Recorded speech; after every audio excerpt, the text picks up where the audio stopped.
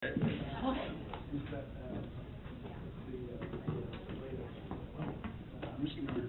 Studi told me to tell you hello. Yes, so he said to me, Okay. I wrote a note, so I remember. I will find Guy and a half. Yeah. Oh, okay. All right. I think he appreciated all your hard efforts after our meeting, you and I. He appreciated, I'm sure, you, what you put up with on a daily basis. I got you. On the record. It's all right. Okay. Everybody knows, I mean. Okay. All right, everybody, it's 7 o'clock, so we're gonna call the Gardner City special Gardner City Council meeting to order. Invite everybody to stand and join us in the Pledge of Allegiance. Allegiance to the flag of the United States of America and to the republic for which it stands, one nation, under God, indivisible, with liberty and justice for all. Well, good evening, everybody. The first item on the, Laura, hang tight for just a second. The first item on the agenda is public hearings regarding amendments to the 2015 and 2016 budget. Now, the special meeting was called because last week's city council meeting, we were lacking quorum. Now, normally, we call this for a special purpose, but where you would read exactly everything that you're going to be talking about. Everyone's got an agenda or has the ability to see an agenda, and this is the special purpose of tonight's meeting. So that, we'll just make that clear. The second thing is that instead of the public hearings, I'm going to lead with the presentation. I know we've got some people here from the business community, and while I'm sure they're going to hang around and listen to the public hearing stuff for the budget, just in case they're not going to and they want to watch KU basketball, we're going to lead with the presentation and see where the rest of the evening takes us. So.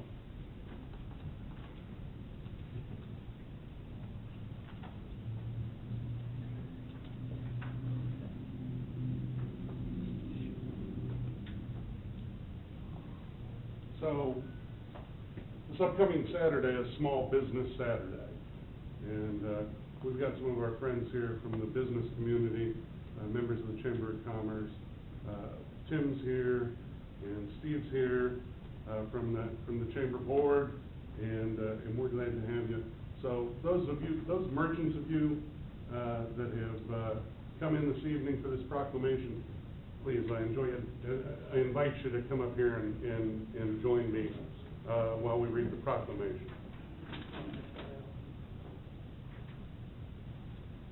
What would you like?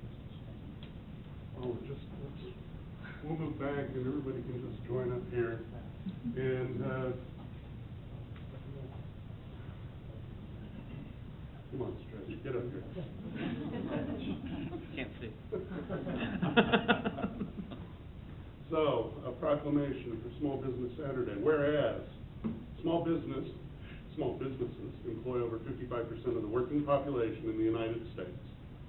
And whereas 89% of consumers in the United States agree that small businesses contribute positively to the local community by supplying jobs and generating tax revenue, and whereas, according to the United States Small Business Administration, there were 28 million small businesses in the United States last year, and small businesses have created 65% of the net new jobs over the past 2 decades.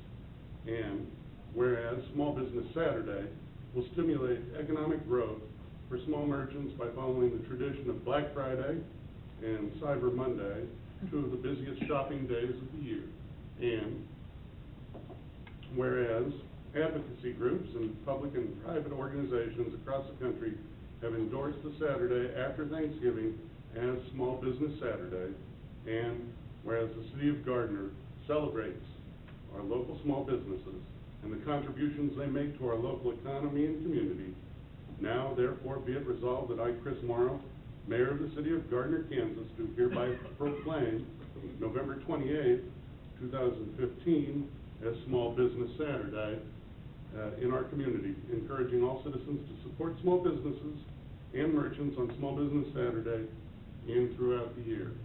So I'm going to present this to Tim. Thank you very much. On behalf of the Chamber of Commerce, and we've got merchants here. Why doesn't everybody tell us what business you're here representing? Spinning Earth Gallery.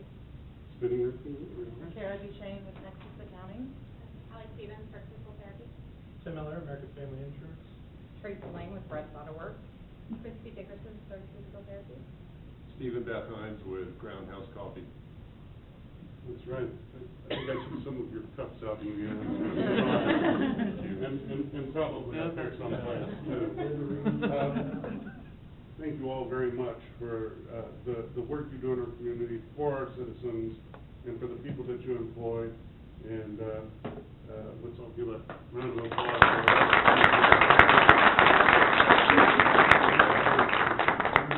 all right. Jeff, you got pictures? I did. Oh, good. You bet.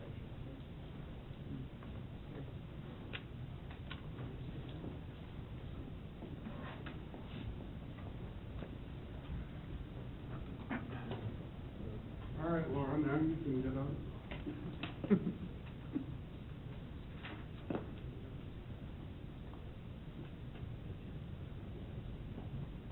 And it makes it sound like I was in timeout.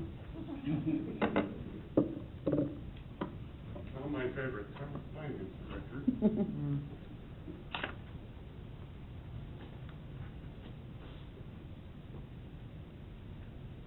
Well, since Well- most of them stayed, I'm going to, if you'll indulge me, you all may have heard it before, but I'll go a little slower since there's an audience.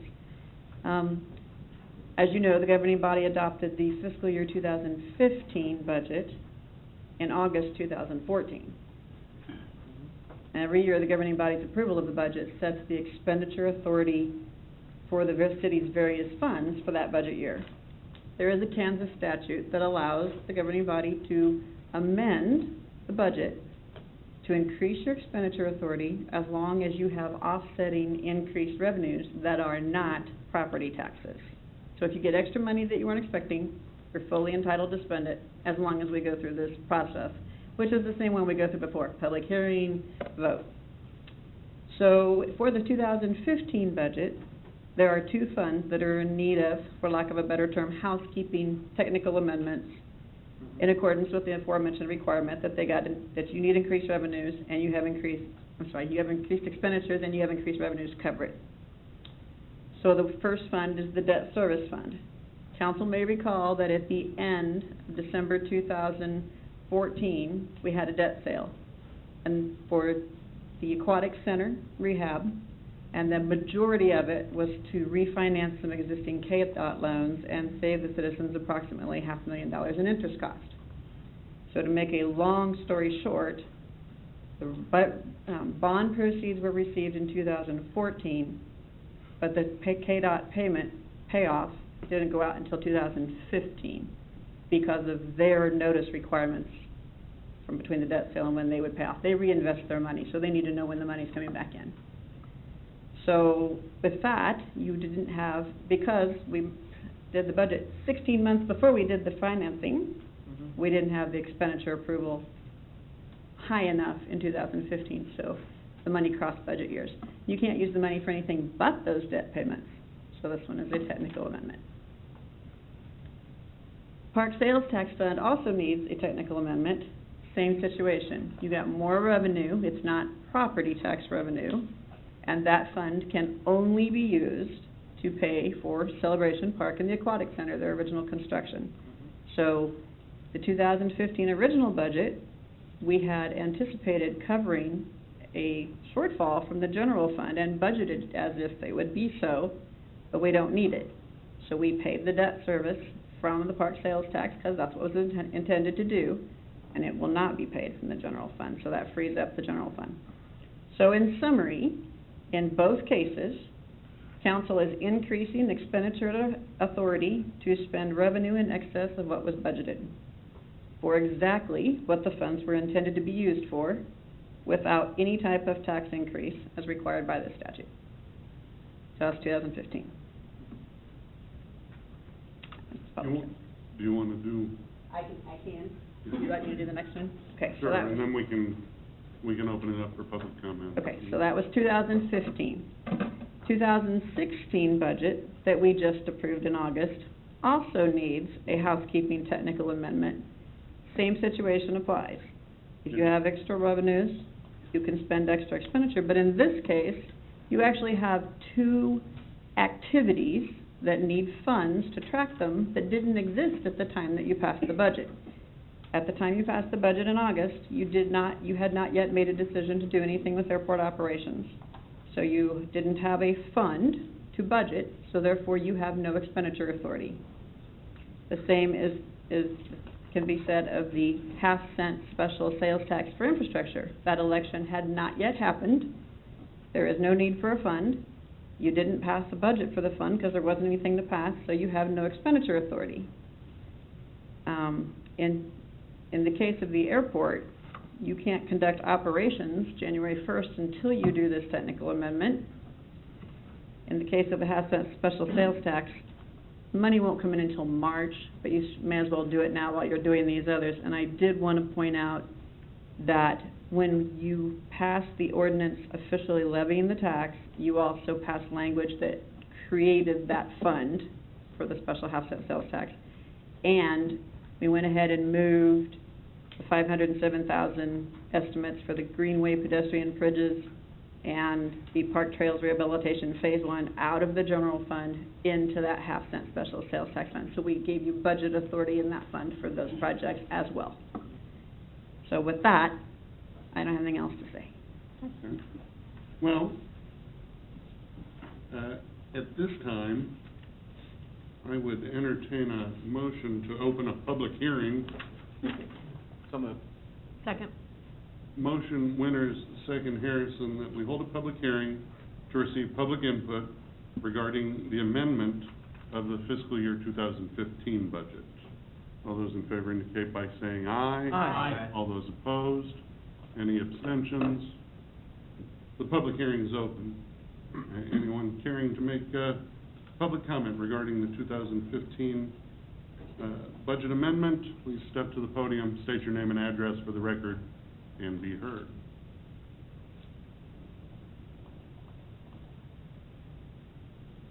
After a suitable interval, I would entertain a motion to close the public hearing. So moved. Second. Motion, Harrison, second Shute, that we close the public hearing. All those in favor indicate by saying aye. Aye. All those opposed? Any abstention? The public hearing's closed.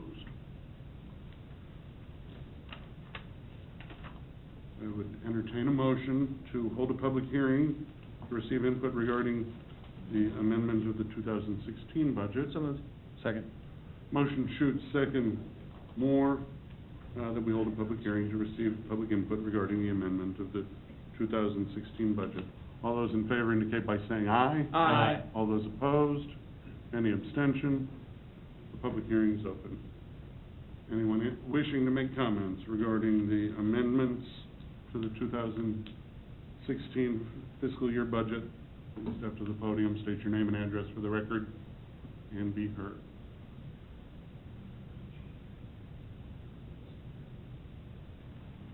With no one coming forward, I would entertain a motion to close the public hearing. So So moved. moved. Second. Motion Harrison, second Melton, that we close the public hearing. All those in favor indicate by saying aye. Aye. All those opposed? Any abstention? The public hearing's closed. Next order of business, public comments. Members of the public are welcome to use this time to make comments about city matters or items on the agenda that are not part of a public hearing. Anyone wishing to make public comments, please step to the podium, state your name and address for the record, and be heard.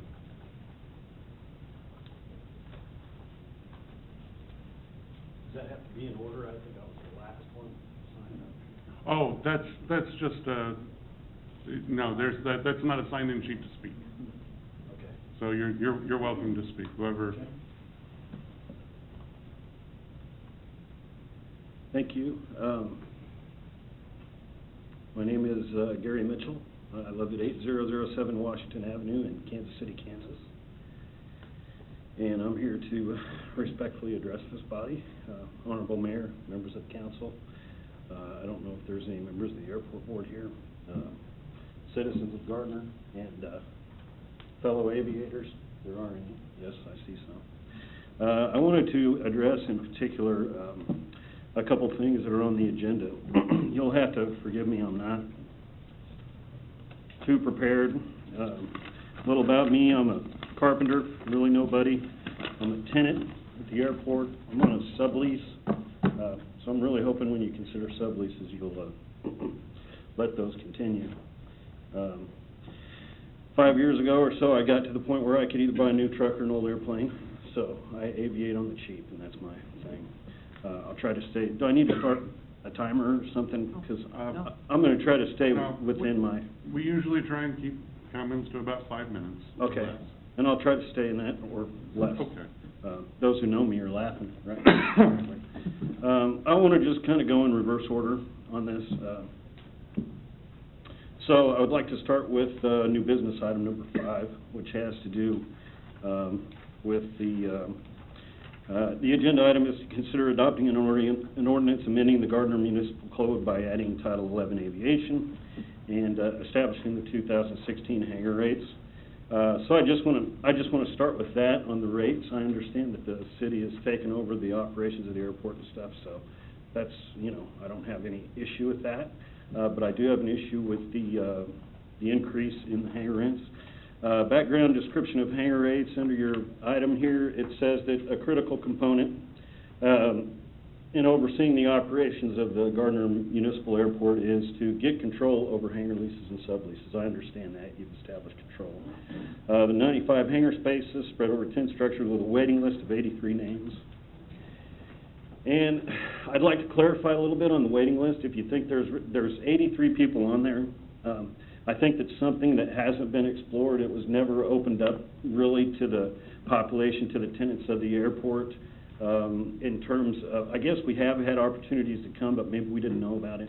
But if we would have, we would have let you know, hey, there's some other options here with this this lease. And I guess on the waiting list, there's been some concern about people who have been on there for years and stuff. Well, there's an old saying in Kansas. I mean, I'm a Kansas boy. I don't live in Gardner, but people ask me all the time if I do, because I spend a lot of time here. But the saying is separate the wheat from the chaff. And so if you want to do that when it comes to leases or the waiting list, you know, a pretty typical thing is first, last, and security. The highest hangar rent is $210. So if you go first, last, and security and say, if you want to be on the hangar list, that's great. As soon as you bring us an application and a check for $630, we'll put your name on the list. Because if you know anything about, well, I'm assuming that you don't know a whole lot about how airports operate and what goes on with airports around the region, and in particular lists like this. But there are people who are professional waiting list people. They just get on a list and they want to get something so that they have it, and it's all about having their name on there. But when you, you know, when you attach a financial obligation to that, people's tune sometimes changes, and that might give you a much better indication of where that list really sits at the time. I'm going to start again at the end on this, on the financial impact of hangar rates. Our review, which I want to talk about the review that occurred a little bit more in detail in a second, because it talked about the process to determine the appropriate rate structure. Reviewing rates from surrounding airports. Well, we aren't Johnson County. We aren't downtown. We aren't Stearman Field. We are Gardner, and we are a gem in the airport community. 2 grass runways and 1 asphalt runway, and we enjoy a particular place in general aviation, which is an esteemed place in the airport community, and we want to continue that. I'm going to try to keep this brief. It says that our review concluded that rates charged, well, on the low end for the region, are not unrealistic. And that's absolutely right. I believe that the rates that are being charged are not unrealistic. But the very next sentence, it says, as such, only small increases are being proposed at this time. Okay? When you get to those small increases, okay, the financial impact right here on hangar rates, it says that you can go by month or you can go by year. The numbers turn out, it's the same percentage. Okay, so we're talking about $15,520 a month currently. We're talking about $17,445 a month in the future. That's the difference of $19.25 a month. Okay, that's 12.4034%. I'm just a guy that does my math. I look up definitions to words when I don't understand them. And so I can't see that small increases are being proposed at this time. 12.4% is not a small increase. I mean, if you wanted to spread it out, 3% a year or something like that, maybe I can understand that. But let's not call it something that's not. 12.4% is a lot. And I mean, I'm just a working guy. Okay, let me go to the back. And we're talking about the airport, the plan for the airport, and the way that these were determined. Because there's a spreadsheet that's here, and it's hard to read. That's why I got my old man glasses on, because it's hard to read. Okay? It says that hangar comparisons challenging with limited information provided by other facilities. Okay? So we have limited information because it wasn't provided. Well, let's acknowledge the fact that there's limited information. Very limited amenities at Gardner Municipal Airport. We do have limited amenities, but we have a lot of value, and we have a lot of things that we do within and for the community. Okay, waiting on exact measurements of GMA hangars. I don't know why you got to wait. The hangars are there. They could have been measured, And then it says GMA rates, Gardner Municipal Airport rates, are on the low end for the area. Well, based on what? Based on incomplete information? I'm not saying they're high, and as a subleaser, I hope that I still have the opportunity to be there, okay? And if you raise my hangar rent, let's get onto this, okay? In discussion with Dave Hayden and Dale Rose, okay, who are on the Airport Advisory Committee at this point, they suggested $20 a month increase. If they were here, they'd be laughing, because they know why I'm here, because anytime you want to raise hangar rent, I'm here to say why. What kind of economic reality is it based on? What kind of fiscal opportunities do we have? Are there other solutions that we can employ? Just don't tell me that you're going to raise rates because Johnson County did or because New Century did, because we aren't them. And so I feel that it appears to be a knee-jerk reaction. They raise rates, so we have to. Okay, let me continue here. The majority of the hangars at other facilities have improved floors. Most of ours are dirt and concrete. This is on the notes for for the comparison that is put forth here.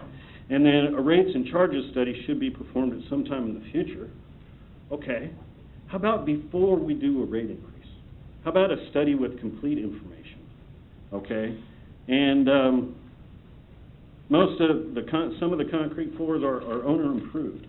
And this is a good tie-in with this rate increase. I want to put forth a couple things, because if you raise my rent $20 a month, because I pay $130, so if you raise me to $150, that's a 15. That's not the average 12.4%. That's a 15% increase.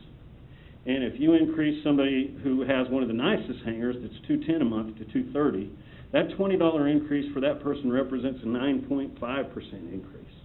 Okay, which is high no matter how you look at it. But if you look at one compared to the other, let's make it equitable. If you want to make a 3% increase over 5 years to get 15%, I understand that. But if you're saying that, say you, for instance, have a hangar that's, more expensive, but your rate goes up 9.5%. Mine goes up 15-point-some%. Well, you've effectively taken action as a council to raise my rates 50% more than the guy next door. So I'm just saying, let's just make it fair and equitable. Going back to new business item number 3, which is consider adopting an ordinance providing for an airport fund. Certainly understand that. I see that the strategic priority here is fiscal stewardship. It says the financial impact is NA, or not applicable. And so there is a financial impact here. Because what you've had for a long time is you've had an airport board out there that has performed the duties for basically at no cost to the city whatsoever. And if we go back in time here, I know I'm kind of going backwards, But there was a work session at which, I thought it was 7 o'clock, sorry, I missed it, it was 6 o'clock. There was a work session at which you discussed an audit that happened within the city. So there was an audit, and they came up with significant discrepancies when it came to financial controls, depositing funds, receiving funds, and that and like balancing the checkbook and that kind of thing. And one thing from that I want to put forth, because I've never seen it on the public record, I've never seen it in writing. Dale Rose was that treasurer. Dale Rose was that guy, and he's been at the airport every day for I don't know how long. And so that can make him look bad, but let me explain. Nobody ever put in the public record that Dale Rose was in the hospital fighting cancer at that time. I mean, we're just lucky to still have him around.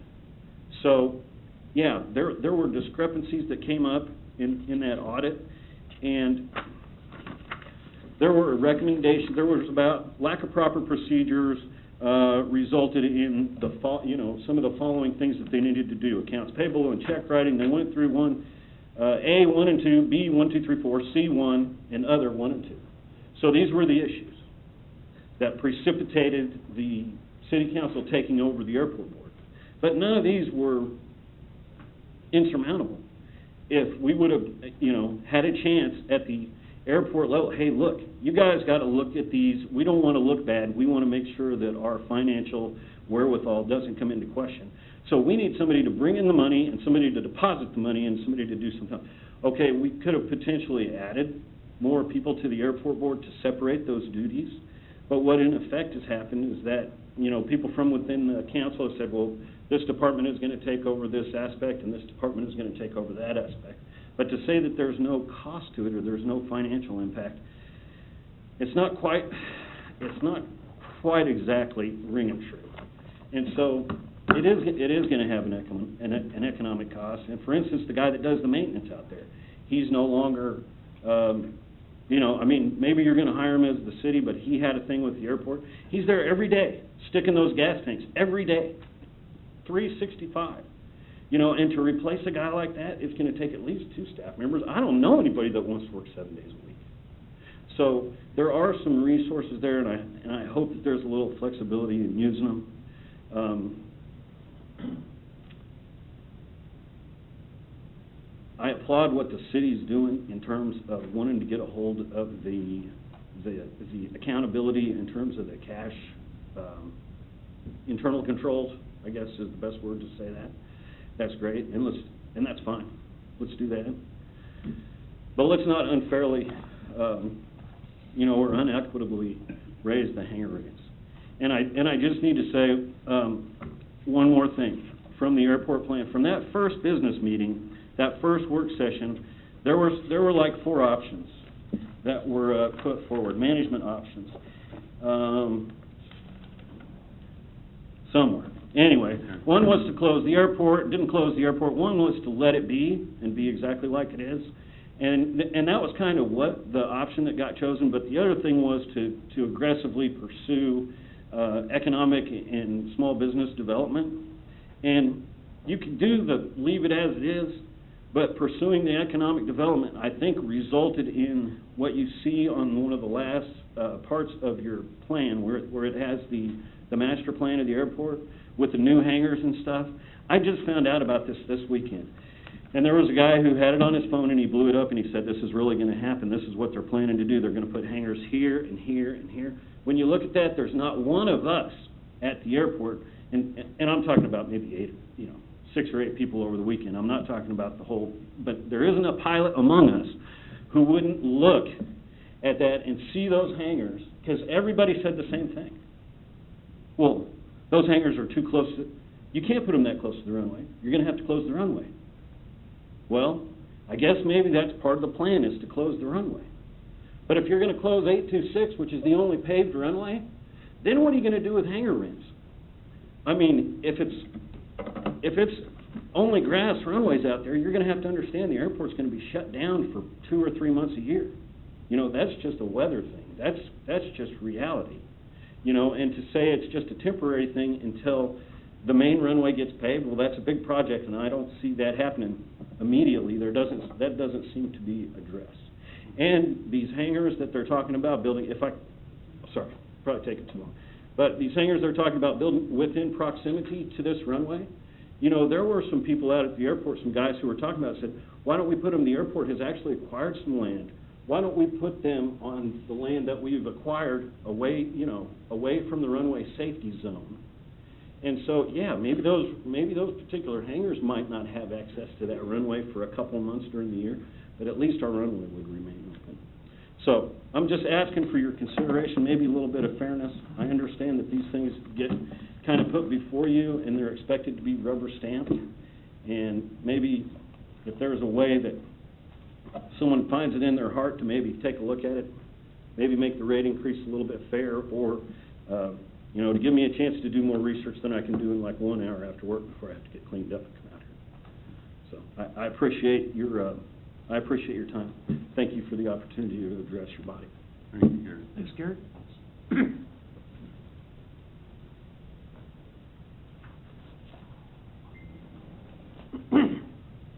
Cam Blazer, also airplane owner and one of your tenants out there. Can I you think state- it may be Can you state your address for the Oh. record? 12121 Norwood, Leawood, Kansas. Cam Blazer. This may be all for naught. This thing that was published says this thing's already been passed on the 23rd. Did you have an early meeting that we didn't know about? One of the problems is the airport people didn't know about this thing until some late Saturday. I found out about it 15 minutes before the meeting tonight. Is that the way we're gonna run it? Just do it and then it's already passed? It says right here. All you gotta do is sign it, Mr. Mayor. Well, that's if it gets approved. Well, The document to you're sign putting out- to, You're putting out, oh, that's, is that just yeah. city work? Cam, this is, I will point out to you, this is usually time for the public to make comment to the governing body. It's usually not an interactive exchange. I will tell you that, whenever we have a resolution, an ordinance, it contains a sheet like that all ready to go if if it passes. Okay, Okay. thank you, sir.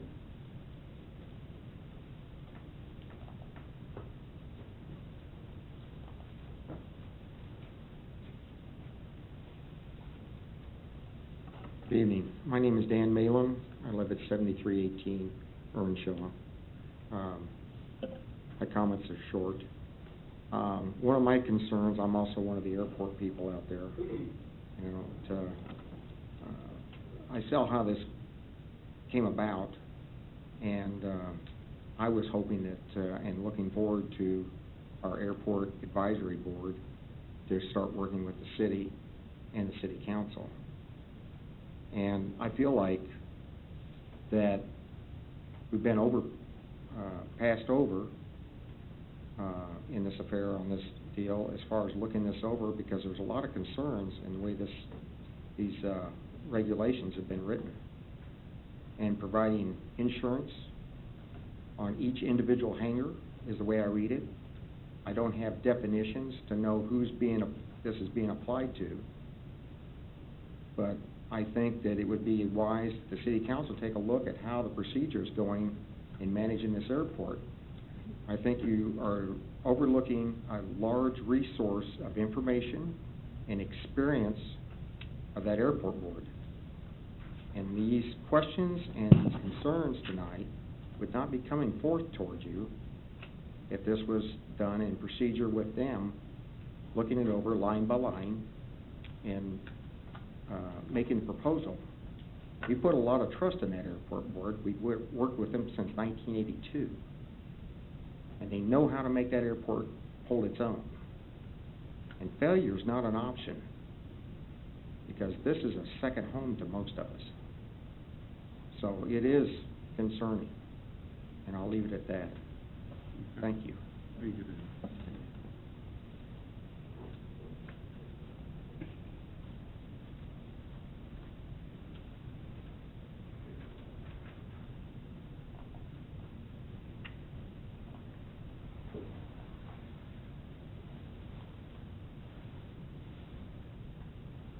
evening.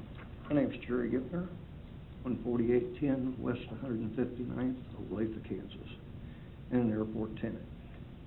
And two things I've noticed, you're talking about proposed improvements to the airport, so forth and so on.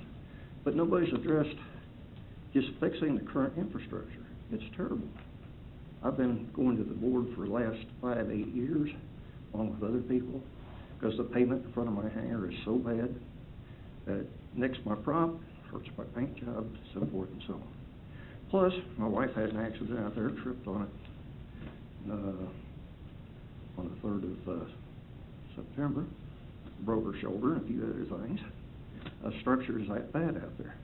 You look at the lobby up there, the office. Termites, mice, rats. We need to improve what we got before we start improving things. The other thing I notice you guys keep commenting on Stearman Field at Wichita. Great place, fun place. It's privately owned, period. It has no government oversight, and they couldn't begin to do what they've done if they had government oversight.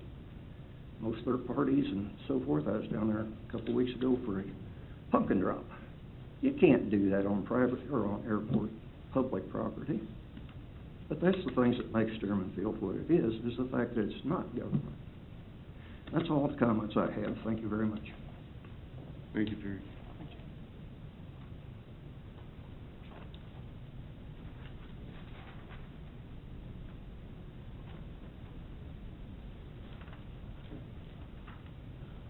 Hello, I'm Jeff Sullins, 9120 Western Hills Drive, Kansas City, Missouri. I have a number of comments, but I'll try to keep them very short. One of the first things that came up earlier this evening in earlier discussion was that the hangar list had 83 names on it, and as was previously stated, I think we have a lot of people camping out on the list. That does not definitely represent 83 people who would rent a hangar from you tomorrow if you built 83 new hangars. That has to be kept in mind. I would be very surprised if there was more than 30 or 40 people that would take a hangar right away if they were all available. I don't think the need is there to build nearly as many hangars as you show on the airport expansion on the map. It shows here that you talk to Ottawa, Lawrence, Manhattan, Johnson County Executive, New Century Air Center as comparable airports in the area. And I will tell you that with the possible exception of Ottawa, none of those airports are comparable to Gardner Municipal. They all have larger runways. They have better facilities. They have instrument approaches. Many of them have control towers. They have on-field weather, ASOS, AWOS. They have approach lighting, VASIs and PAPI. Those are technical terms, but they're approach lighting that keeps people able to operate in different weather conditions, and they have many times multiple paved runways. Gardner is not that type of airport, and it was never really intended to be that type of airport, and what makes it special is that it's not that type of airport. It's an open community airport that is friendly with the community. We have a lot of neighbors from around our area that stop in, oftentimes walking their dog, bringing the kids around, and they want to stop and see the airplanes. They want to visit with everybody. If we were New Century or Manhattan or Johnson County Executive or someplace like that, that wouldn't be happening. We would stop being a benefit and a friend to the community. Instead, we would be just another airport surrounded by a big 8-foot chain link fence with razor wire on top. And we don't want to be like that. We want to be friends of the community. I would suggest that we should instead be looking at some other airports like Vinland Valley, Atchison, Coffee County. There's many other ones out there that are more in line with what the Gardner Airport is. So for comparing things like hangar rents and things, I think we need to expand that and look a little bit more at some of those things. Let's see. There's a section in here, 11.05.010, that it starts talking about defining the term aircraft, and it lists a whole bunch of things, including gas bags, which I'm trying not to be right now. But, I think, why are we defining that in here? The FAA defines what is an aircraft, and there's a lot of things that fall under that category. Why don't we just use the FAA definition on that and quit trying to invent it ourselves? Let's see, there's a small typo on 11.05.150, I believe, where it says oil and gasoline unlawful sale of delivery. That should say unlawful sale or delivery. A little farther down, on Rule 1-4 in Section 1, it talks about through the fence operations. There's some very confusing wording in there that if you really read it and interpret it strictly the way it's written, it basically would include banning any access to the airport from the street as well as from surrounding private property. That needs to be reworded and adjusted a little bit. There's a section in here, Rule 1-14, where it talks about light aircraft, and it says use of the airport by ultralight aircraft, gliders, and light sport aircraft and powered parachute class shall be subject to the approval of the city and will operate in accordance with all appropriate FARs and any other rules established by the city. I believe that's completely inappropriate. I believe it's possibly illegal. And an airport is open to use by any type of airplane or any type of aircraft. KCI, you can fly into KCI with a light sport aircraft as long as it has the appropriate radios and you're in communication with the tower and approach. I don't think it's possible or legal or appropriate to ban the use of them here or even to try to regulate them. Probably 40 or 50% of our members on the field use light sport aircraft, and I think that's, you know, you would drive everybody away totally if you tried to pass that. That would be akin to saying no one's allowed to drive a compact or a subcompact car on the streets of Gardner. I mean, can you imagine that? That's not even in the realm of possibility. There's some sections in here that probably need some other elaboration on them. Things about storage of items in the hangar, things like that aren't really spelled out very good. Section 2 talks about, Part D talks about aviation and auto fuels shall not be stored within a hangar or a building. As long as we're being very specific, you better put an exception in there about the fuel in the aircraft that's being stored in the hangar. I mean, there's fuel there being stored in the hangar, but you would think that would be accepted, but I would hope that would be the case. Rule 2-3 talks about fire safety, and subsection H talks about all airport tenants and lessees shall supply and maintain such adequate and readily accessible fire extinguishers as may be required by applicable fire codes and regulations. Each fire extinguisher shall carry a suitable tag showing the date of the most recent inspection. So it doesn't really say, it's not clear, is this going to be something that's going to be an airport-wide inspection once a year, twice a year, however often?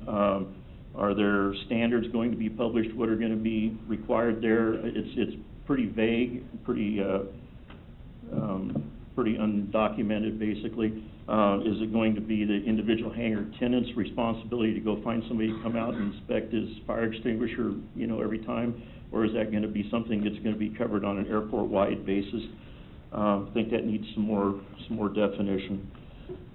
And in Section 5, under General Procedures, Rule 5-2, under Insurance, there's a whole big section there talking about tenant providing insurance, liability insurance at their expense on the hangar for various liability coverages and things, and having the city be the loss payee. I called my aircraft insurance company today, Butler Brown Insurance up in Iowa, and they're one of the largest insurers of antique and vintage aircraft in the country. And I asked them about this, and they said they never heard of such a thing. They said that that's not commonly done at airports, and that the airport insurance, the policy that the city and the airport carry on the hangars covers all of that, and that they've never really heard of anybody with that extensive of a requirement for coverage. In summary, well, some of the things about the proposed expansion of new hangars and things like that, we appreciate the desire to improve the airport and to bring new buildings and hangars in. There's obviously some need for new hangars, but, recently, well, a few years ago, there was a proposal done where they did a new master plan for the airport, and that was done at great expense to the city and the airport board. And they brought in engineers and architects and surveyors and everybody to do this. And I venture to say that most of these extra hangars and buildings that are proposed here are not on the master plan. If we're not going to follow the master plan, that means we're going to have to redo the master plan at another big expense. The master plan does include some expansions, but that's not reflected here in your maps. So I don't know, why we're venturing away from what was already decided for a long-term plan. That's all I have to say. Thank you. Thank you, Jeff.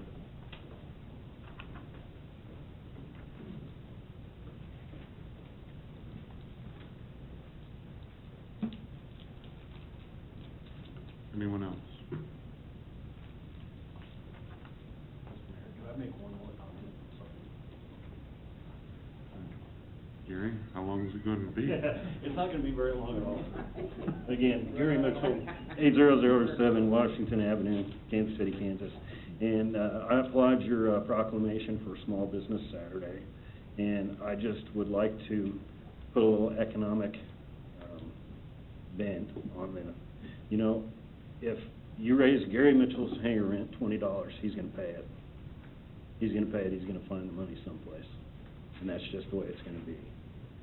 So I just want the council to understand that resource out there is a recreational and discretionary resource, and it's finite.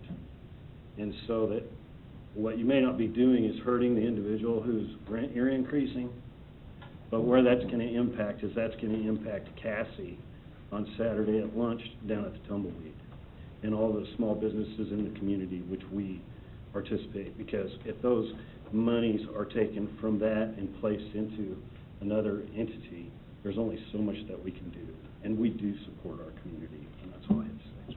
Okay. Thank you, Gary.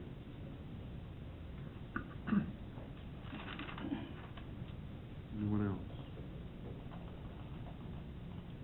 With no one else coming forward, we'll move on to the consent agenda. Is there a council member that would like to remove an item from the consent agenda?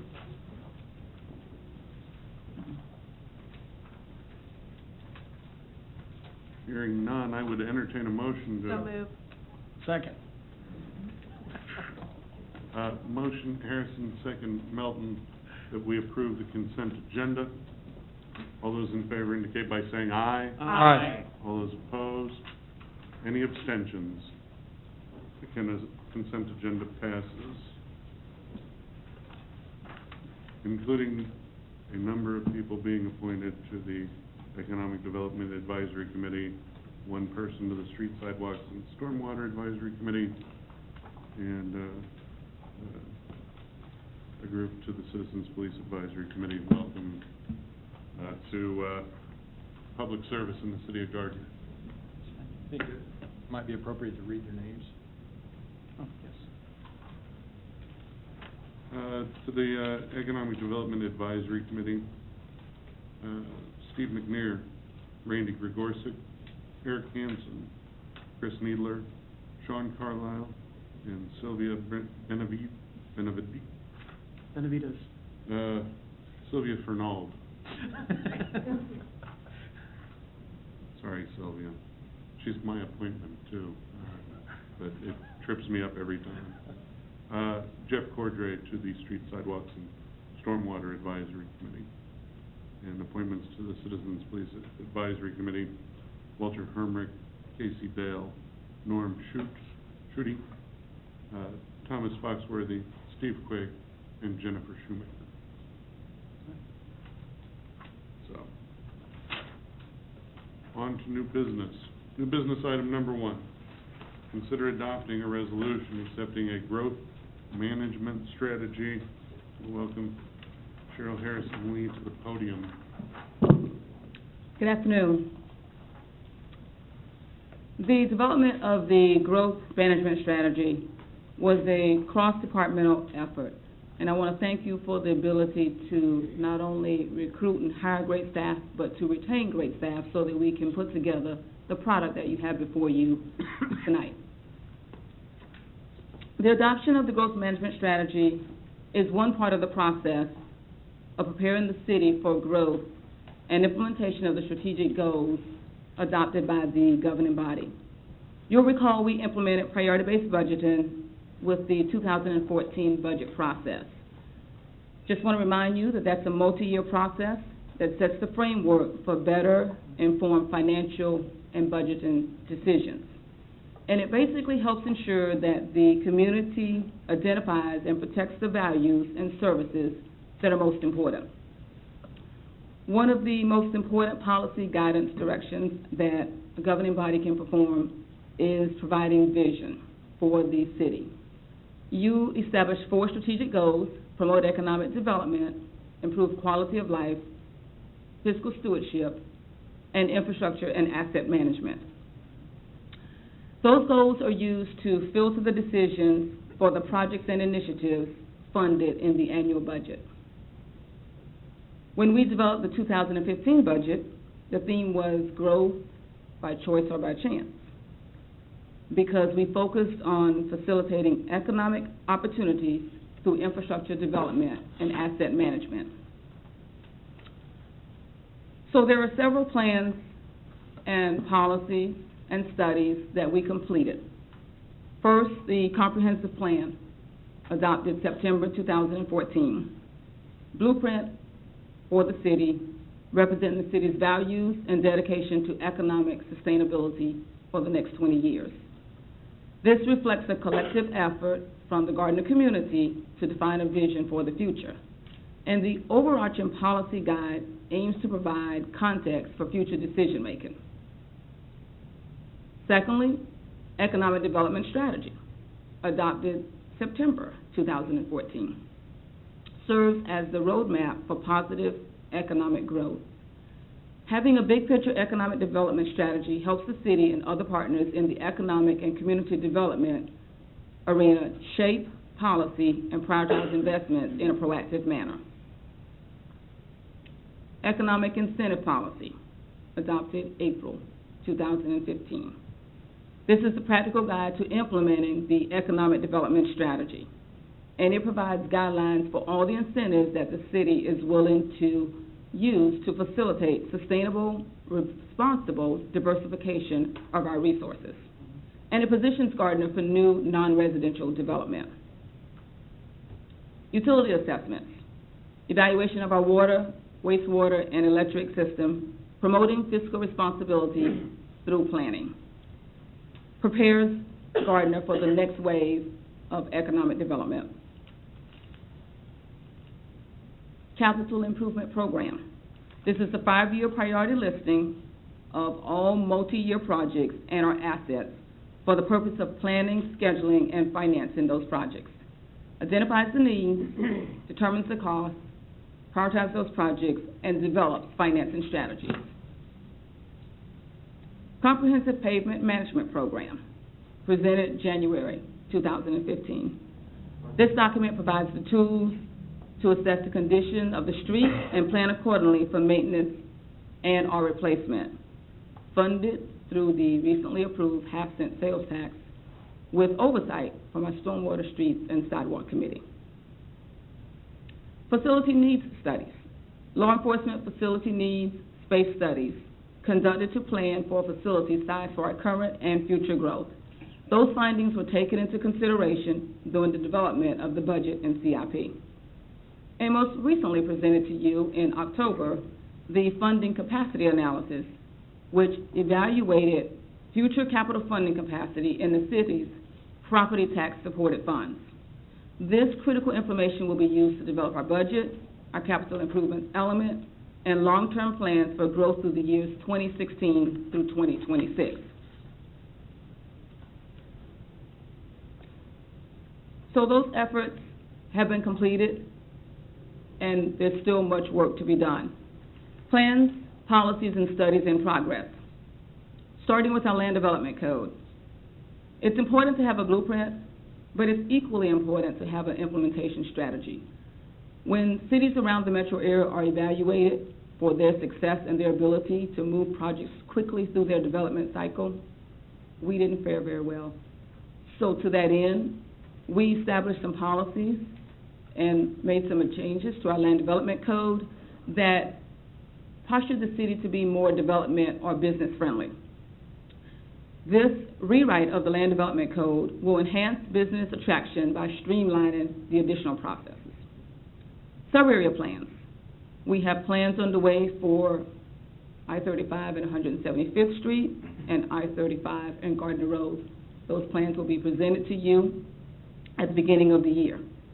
Together, they outline development for each of the areas for future land use, utilities, and the transportation network. Implementation of the pavement management plan. Year one will concentrate on keeping the good roads good, while years 2 through 4 will concentrate on reconstruction. We discussed the biennial budget, which focuses on long-term and strategic aspects of budgeting, allows for more balanced program analysis. It will allow us to lead to more consistent planning from year to year. So you have the award-winning budget before you tonight that was adopted this year, and we anticipate implementing the biennial budget with the 2018-19 budget year. That's when we are looking to go to our 2-year budget cycle. Business plans. What gets measured gets done. So through this budget this year, we established goals and projects to be able to accomplish the strategic priorities and initiatives that you've identified. This will aid us in being able to ensure that we have appropriate metrics in place to continue to transform to a high-performance organization. Newly introduced the capital improvements element.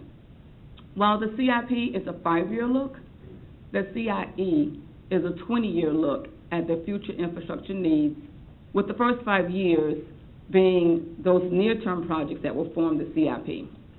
That's the bridge of how we get from the current to the future and implement the goals regarding growth. The RFP and scope for that project will be written first quarter of next year. Branding and marketing. Thank you, because we have 2 council members and staff and a community resident working on branding marketing. We partnered with KCADC to establish a new brand and logo and tagline that we were hoping to unveil at the meeting that you spoke about, that we didn't have a quorum.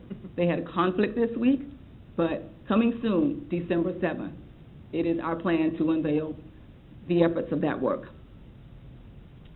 Finally, the last piece of this puzzle for tonight.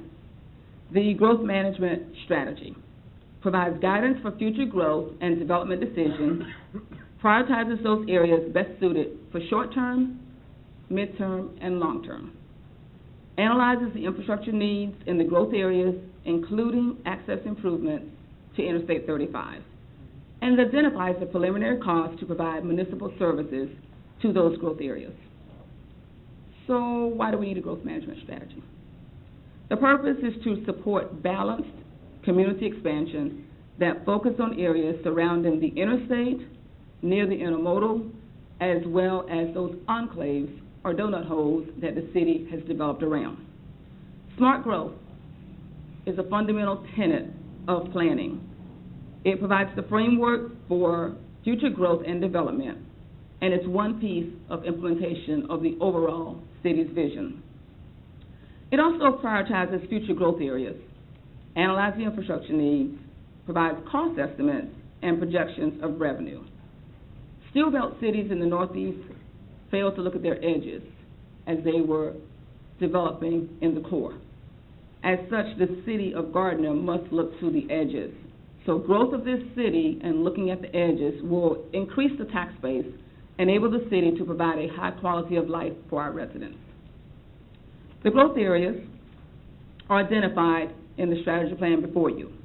The areas shown in red are categorized as short-term, Those areas shown in yellow are characterized as midterm, and those areas in green as long-term. In looking at the short-term areas and the percent of the land use, the current land use in those short-term areas is primarily agriculture and vacant, at about 70%. Great opportunity for growth to increase the city's tax base as these properties develop and change land uses. If we look at the current land use in the midterm areas, it's almost evenly divided between single-family residential and agriculture and vacant. There is also a great opportunity in these areas for growth and to increase the city's tax base as these areas develop and change land uses with their proximity to the interstate. And finally, those areas that are long-term, almost evenly split between single-family residential and agriculture vacant. Yet, another great opportunity for growth and to increase the city's tax base as these properties develop and change land use. We believe we are likely to see a lot of residential development in these long-term growth areas and an opportunity for us to look at second-tier housing. So, we presented the growth management strategy to you before. We presented infrastructure plans to you. And Mr. Mayor, I know you'd like to have some questions from the public. And the staff recommendation is that you would adopt Resolution 1940, which would accept the growth management strategy for the city of Gardner. Thank you, Cheryl. We'll open the floor for public comments regarding the growth management strategy. Anyone wishing to make comments, please step to the podium, state your name and address for the record, and be heard.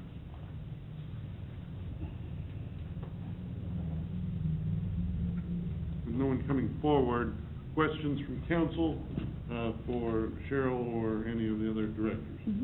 I just have one, and I would like to get clarified in here somewhere what the time frame definition for short-term, midterm, and long-term is. Okay, So if we could add that. sure. I think that when we were originally having discussions, I think the short term was within the next 36 months. 0 to 5? Yeah, and then 3 to 5 years for the the Yes, midterm. we and can then- clarify that. Yeah. Okay. And then I did have a question also about the land along the interstate. We had discussed that before.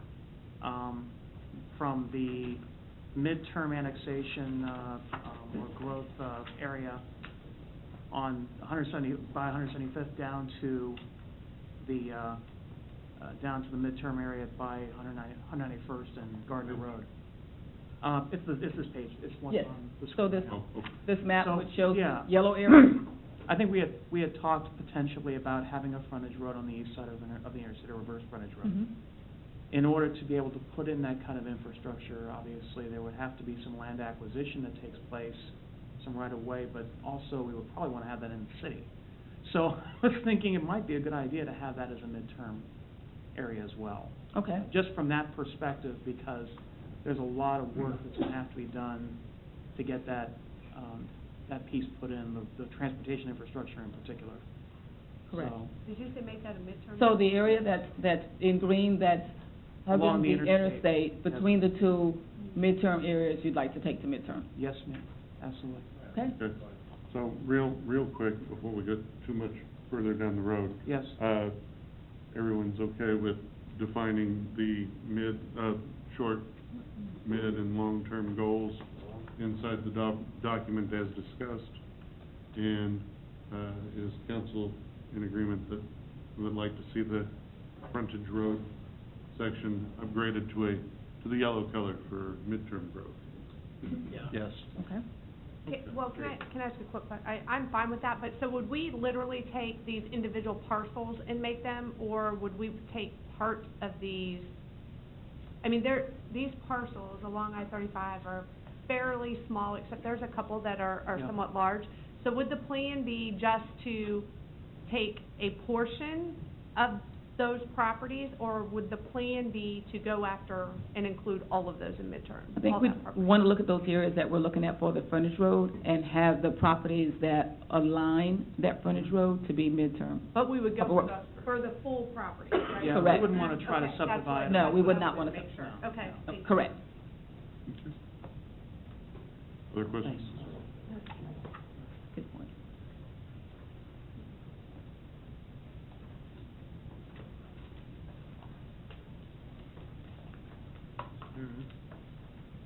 Well, we've got a resolution, number 1940. I'd entertain a motion. I will make a motion to approve Resolution 1940 as amended by council Mhm. consensus. Second.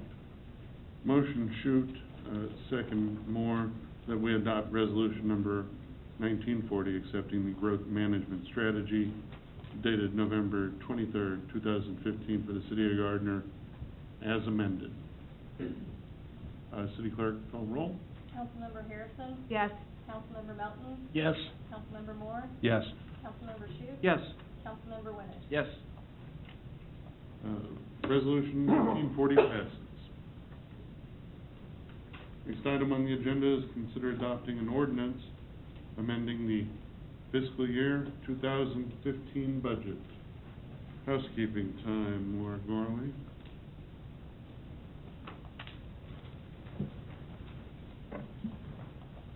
So as we previously discussed, the 2015 budget needs two housekeeping amendments, because you have revenue in one year that you need to pay refinancing in another for the debt service fund, and you had extra revenue in the park sales tax fund. It can only be used to cover debt, so that's what we did with it. So that's why you need to amend 2015. That's it in a nutshell. Public comments regarding new business item number 2.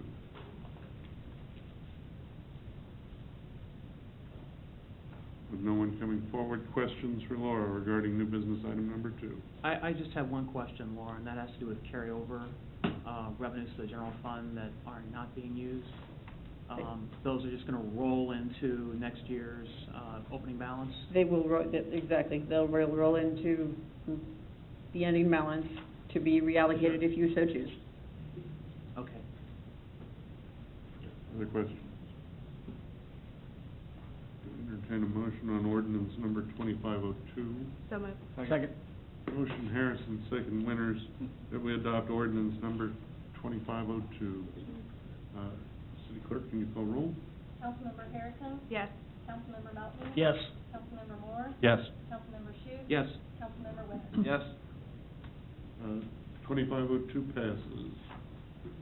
New business item number 3. Consider adopting an ordinance providing for an airport fund. Okay, The Laura Gorley Show. it is the Laura Gorley Show. So in September, the governing body decided to take the airport back under city operations under the direction of the city administrator as directed by the governing body. All city funds are essentially governed by a checkbook, a separate checkbook. A fund is a checkbook in which to record financial activity, resources, and balances for a specific activity. And although the airport's financial information was previously recorded in the city's financials as a component unit, the airport did not have its own fund. So this ordinance creates the airport fund and provides the explanations for its purpose, guidance for recording the resources, and uses and investments of those resources, which are essentially all for the operation of the airport. One thing I did not mention in the public hearing, I should have mentioned, I believe the governing body will recall, I wrote in the council action form that the airport fund is an enterprise fund. As any business fund, it's intended to be operated from user charges. And you will note, please, that I said it would not participate in cost allocation as our other utility funds do, because frankly, it can't afford it. So, with that being said, I just want to make sure you know that while we're creating the fund, that that'll be a budget consideration. As things change and we get more information and better estimates, we can change. Governing body can make changes, but that's something you should remember. And with that, I don't have anything else to say except that you are now creating this specific fund for the operation of the airport. Public comments regarding new business item number 3.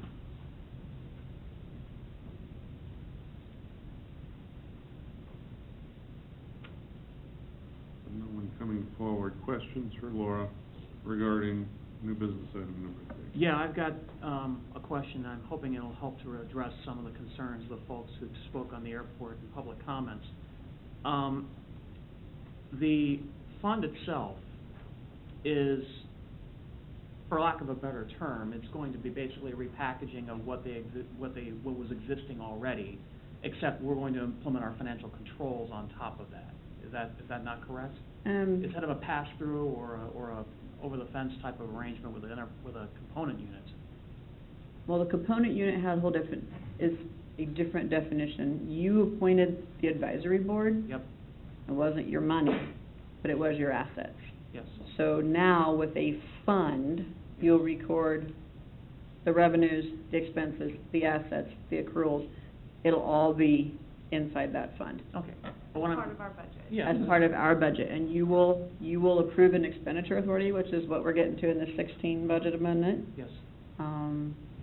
And we will do the financial accounting like we do for all the other, it'll be part of your presentation Correct. in this upcoming budget year like we do everything else. And that's what I was kind of driving at, is that from the standpoint of airport operations, how the airport is run today, with, input from the AAB, which is going to be critical to this, the collection and expenditures are not going to materially affect or alter the operations of the airport. Am I not correct in that? No, that's a policy decision that I mean, It- this in we itself aren't- does not. creating the fund in itself does not change anything as far as the airport's operations, other than it gives the city a place to record it.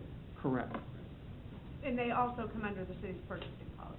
They'll be under the city's purchasing, right. The advisory board will be operating within the purchasing policy, under cash basis law, and all the budget laws that apply to a government entity, which you are all aware of, and we go through ad nauseum during our very long budget process.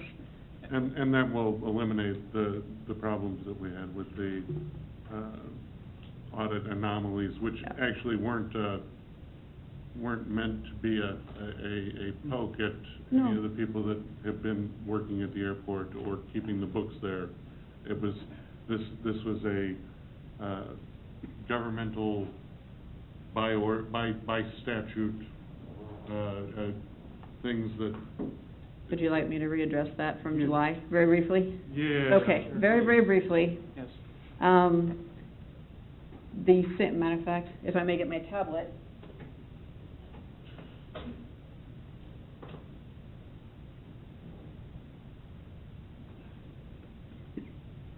It might not be quite as briefly, but it's probably important that we do this. The city's auditors noted, not that this isn't the first time we've had internal control issues or segregation of duties issues at the airport. Frankly, it's been going on since 2006.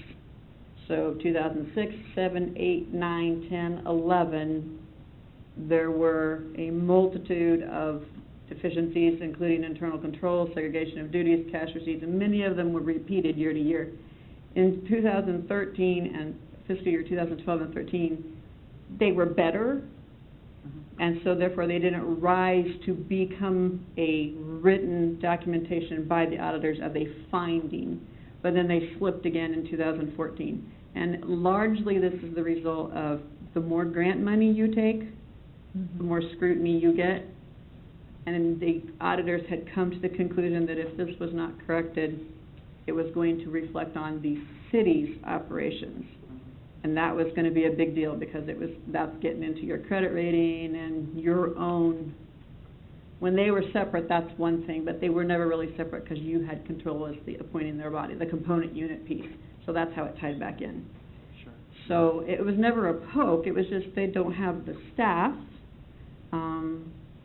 And you decided, as a governing body, that it would be best if it was brought back within the city, and then the finance department will take care of the internal controls, and the public works with all of the advisory board, airport advisory board's assistance. But we do have the staff, we have the software, we have Yes.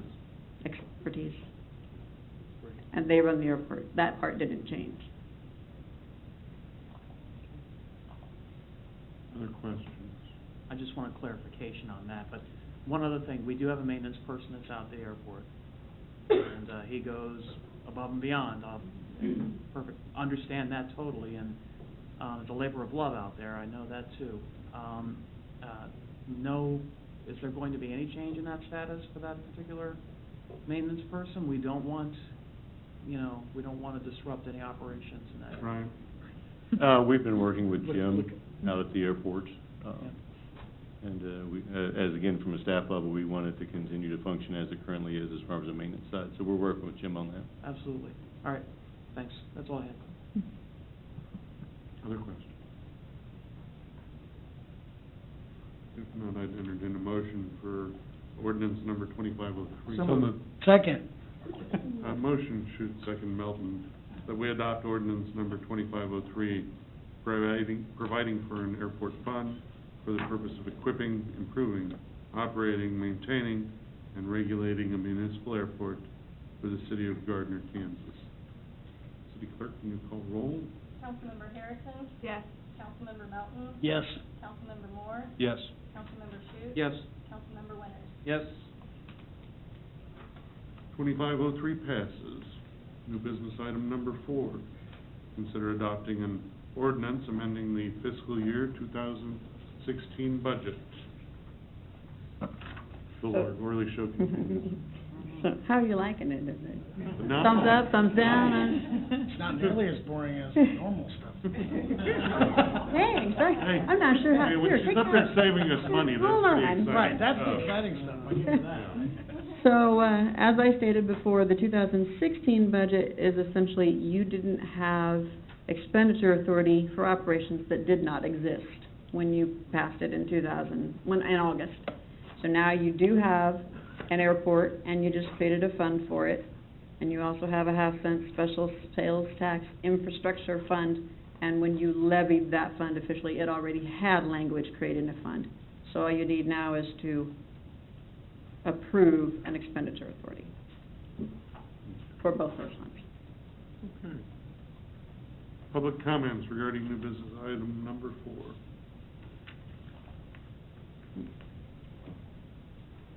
No one coming forward. Questions?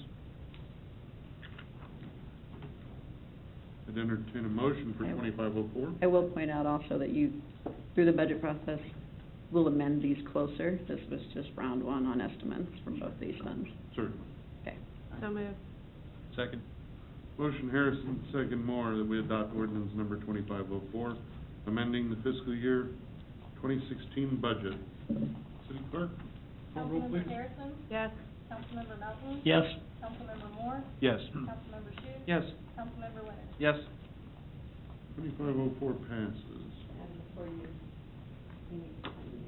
you left, I have a budget amendment.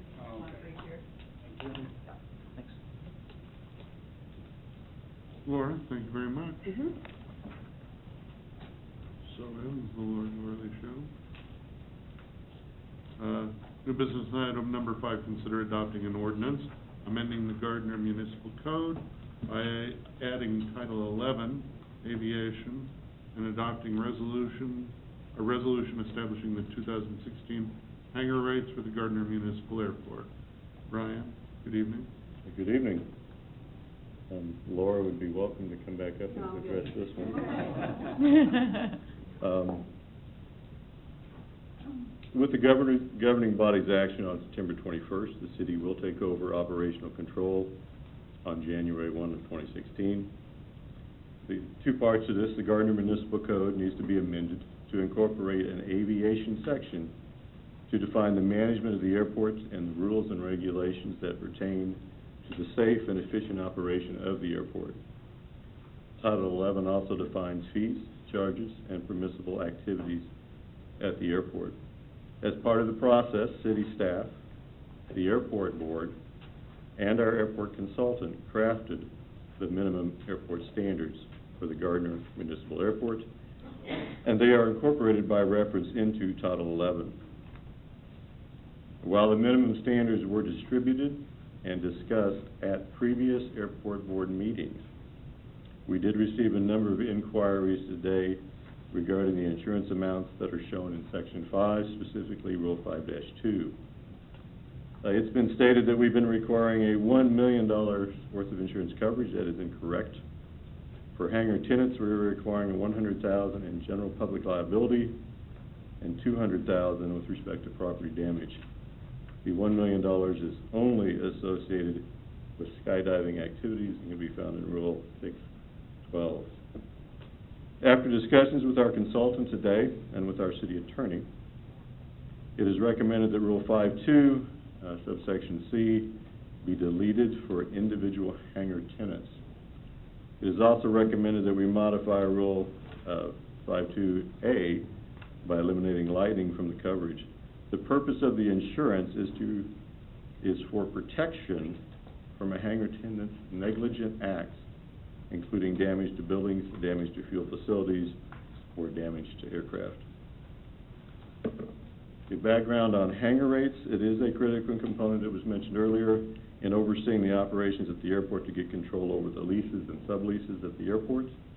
There are 95 hangar spaces, all occupied, spread over 10 structures, with a waiting list of 83 names. Some names on the waiting list do go back 9+ years. It should also be noted that many of the names on the list are also on lists for surrounding airports, including New Century and Ottawa. In addition to the hangar spaces, there are enclosed-in units on structures that have or may be leased, the aircraft maintenance hangar that can be leased, office space that can be leased, glider space that can be leased, leases of undeveloped property for farming, and possibly other areas that can be leased that we haven't found out yet. The city did notify leaseholders of record by mail, both the original leaseholders and subleaseholders, that all airport leases do expire on December 31st, 2015. In addition, a lease termination notice was posted at the airport terminal. Staff is currently finalizing a new lease to be mailed within the next 2 weeks to the original leaseholders. The airport minimum standards and the new lease agreement do prohibit the subleasing of hangars unless approved by the city. Not permitting subleasing is typical of languages found in the leases from other airports. And currently there are 18 subleases at the Gardner Municipal Airport. One of the things I want to talk about, I have a current hangar configuration here. The numbering system is started on this hangar with the first one built as number 1. And so you'll see right kind of in the middle, 1 through 17. We don't know what happened to 18 and 19, but they're not there. Then on the very west end of the airport starts hangar number 20, all the way to the hangar in yellow, which is our latest hangar, and that's got the latest numbers. That was going to get confusing as we moved along. We wanted to bring some sense to the hangar numbering system. And so there was some reference or discussion tonight about new hangars. This is from the airport master plan. It was not something that staff created. These are proposed hangars that are shown, taken directly from the airport master plan. And yes, they are too close to the current runway. The airport master plan does include a paving of the north-south runway and a relocation of the east-west runway further to the south. So when all that occurs, years from now, these hangars will be in the right spot. And so to bring some sort of sense to the hangar numbering system, we tried to create rows, row A, row B, C, D, all the way out to proposed hangars G at the end of the runway. And again, those are years to decades out, but we wanted to show the purpose of this was just to kind of redefine the numbering system. In the process to help determine the appropriate rates for the 2016 hangar rental, we did review rates from surrounding airports. We did review the 2013 rates and charges study done for Johnson County. And in that process, and it was mentioned earlier, it is important not to outprice ourselves from the market. Many of the airports reviewed have more amenities, and while hangar space in the area is limited, overcharging or increasing rates dramatically will have a chilling impact on our airport. Income from the hangar leases, though, is critical to support ongoing airport maintenance and to cover the 10% funding required for FAA grants. Based on the review, we felt that we are on the low area for the region, but we felt that the rates were not wholly unrealistic. As such, we did propose rate increases. And what you'll see here in your package, you'll have a resolution. What we show here on the PowerPoint is actually what we're proposing going to. We increase rates from $10 for the open building, from 65 to 75, $15 on Building C, which is one of the older buildings, as well as Building D, and then $20 on all the rest of the buildings. And let's see, as far as increases, as the airport does grow and improvements are made to the hangars, it is noted that we have a lot of hangars with gravel floors or dirt floors. We have some that have electric bifold doors and some that do not. But as we make improvements to the hangars over time, it would be important to continue to monitor the rates for the region and make adjustments as needed. We do recommend that a comprehensive rate and charges review be done for the airport sometime in either 2016 or 2017. With that said, staff does have two motions that we're suggesting tonight, and I don't know the ordinance number. 2505. Okay. Adopt ordinance 2505, amending the Gardner Municipal Code by adding Title 11 Aviation, which includes adopting the minimum standards with the following changes to the minimum standards.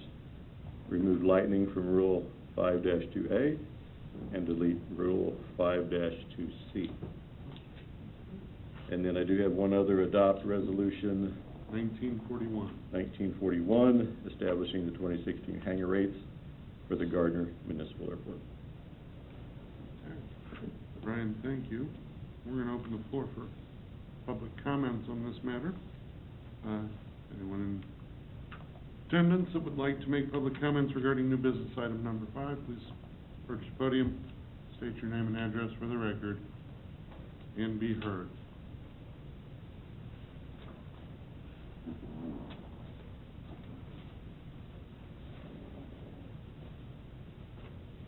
My name is Dan Malin, 7318 Earnshaw, Shawnee, Kansas. I have one question. This information that was brought forth on this Title 11, when was this notified to the airport board or your advisory board now? Yes. Yeah, go ahead. The Title 11 had to be adopted to give the city authority to do those things.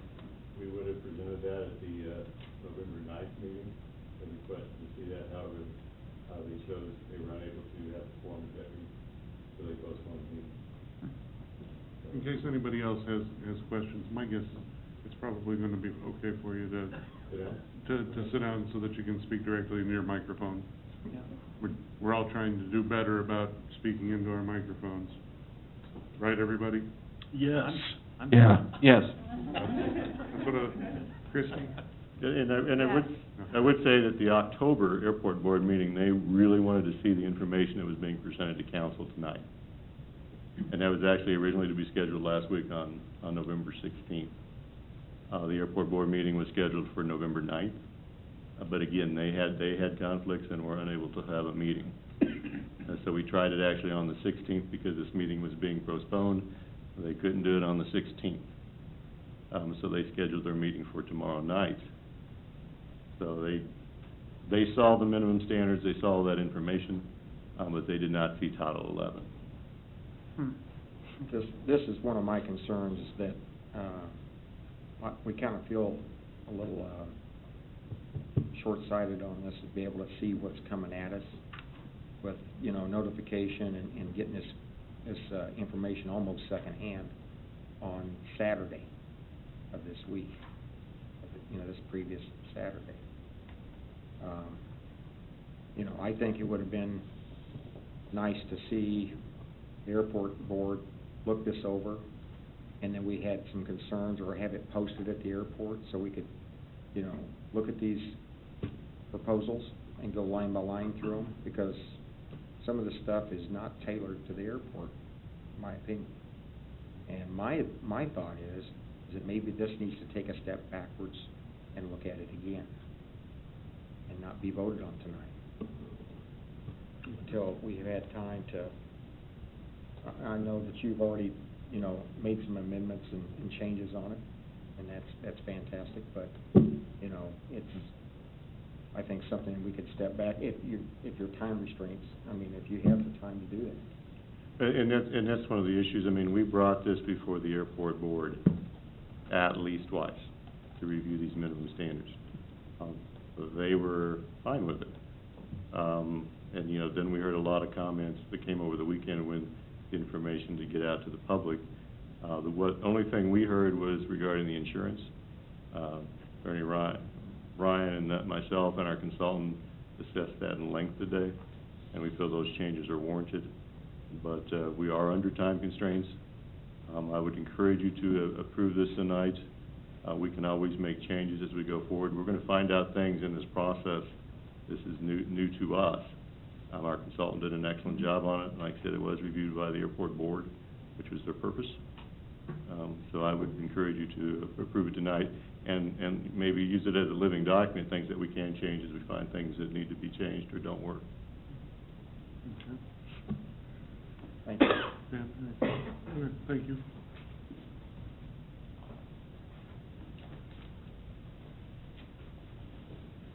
Cam Blazer, 12121 Norwood, Leawood, Kansas. I have a question. This insurance thing seems totally off the wall. I don't know of any other airport that's making the hangar owners carry their own insurance. And it's gonna create a whole new business for the insurance people on top of raising the rates. Can you give me any feedback on how that came about? Well, that was actually put in there again by our consultant and reviewed by the airport board, and reviewed by our city attorney.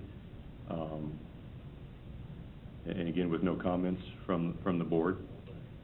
When we did give comments today, again, we did talk about it, and we're recommending modifying one section and deleting another. Okay, are you deleting all the insurance thing, or? No. You, insurance is in there to cover you for any sort of neglectful act that may occur from you, the airport tenant.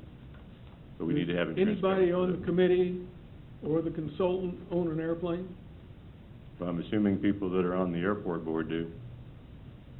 And they reviewed it. I didn't ask you that. I asked you, do any of the consultants that, I don't they know. own an airplane? Do they go around to? Our consultant, this is what he does. He is very well respected in the business, and I'm sure he's drafted a number of minimum standards. So. Who is your consultant? It's PEC. EDT. PEC, Professional Engineering Consultants. Thank you. Who's our representative from there? Brad Weisenberger. He used to be on the council. Used to be on the Yeah. airport board too, I believe. Yep. Okay.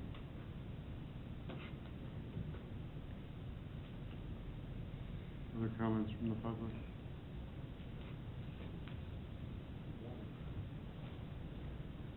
I know I probably feel like a stranger. Gary Mitchell, 8007 Washington Avenue, Kansas City, Kansas. Third of all, please consider approving my sublease. That would be my third order of business. Second, I would agree with Danny Malin, who was speaking to you earlier, because someone very wise once said that if you could be heading in a better direction, you know, a step backwards is really a step forward to the solution. So please consider that.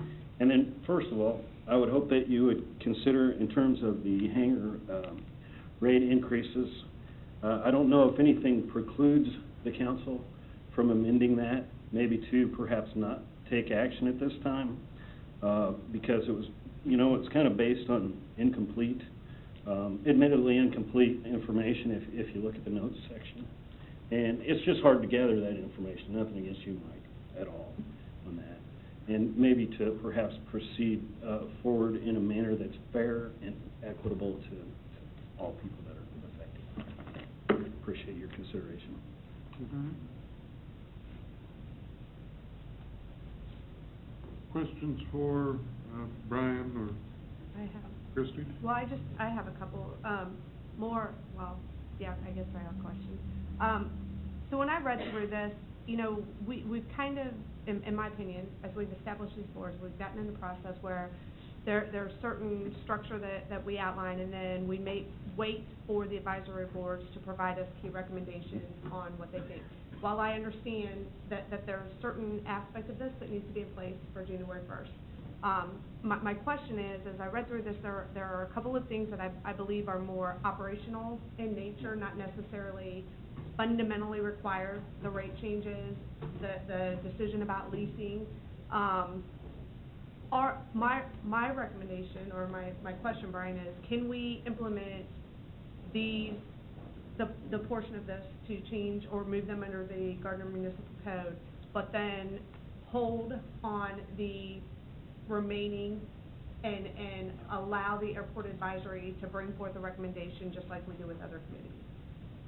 Yeah, I think it's critical that you adopt Title 11. We have in that you're adopting the minimum standards. This is also very important. The airport currently does not have minimum standards. I mean, it doesn't. Some airports never do, but we feel it's important to have minimum standards.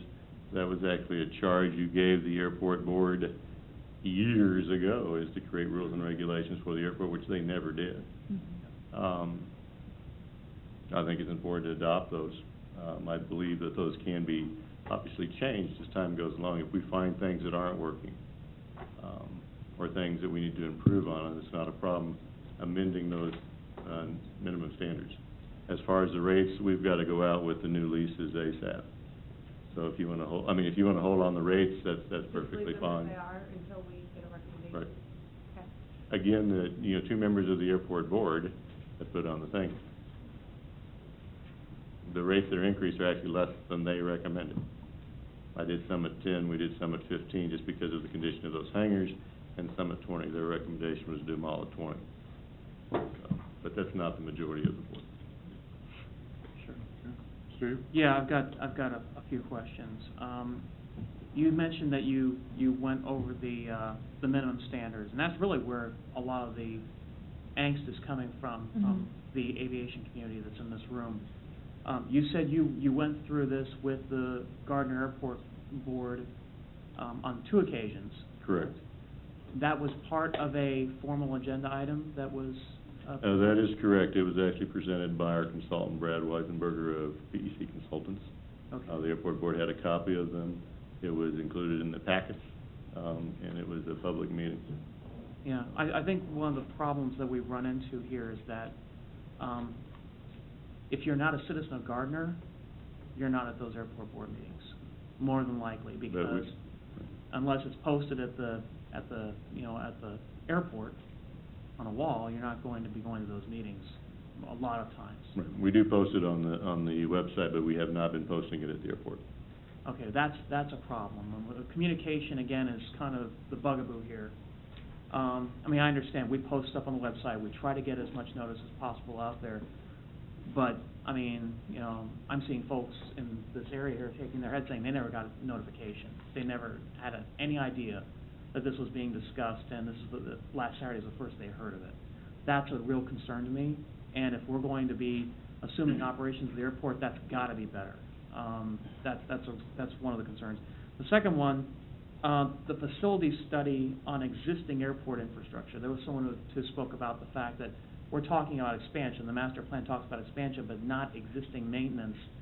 I want to see if we can get some sort of a commitment that that's going to be a priority, because, as they've said, a lot of the existing buildings are not in good shape. Some of them are in disrepair. Is that part of this process, and will some of the rates changes, if we do rate increases for the leases, go into rehabilitating that infrastructure, because that is an important component of this and keeping people there. Right. And again, we commented in the CAF that it's important that we keep the spaces full.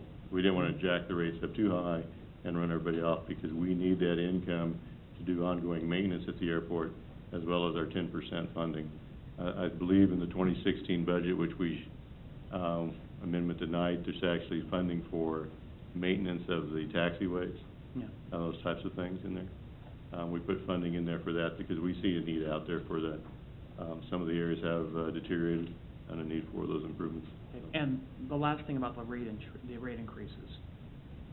You had discussions with Dave Hayden and Dale Rose on those specific hangar rates, and it was their recommendation that you went with regard to the increases. That is correct. Well, they said $20 a hangar. And you actually went lower. Some of them are 20, some are 15, and some of them are 10. I just wanted that on the record. Rich, did you have something? Yeah, I'd just like to play devil's advocate with you there, Steve. On the, That's fine.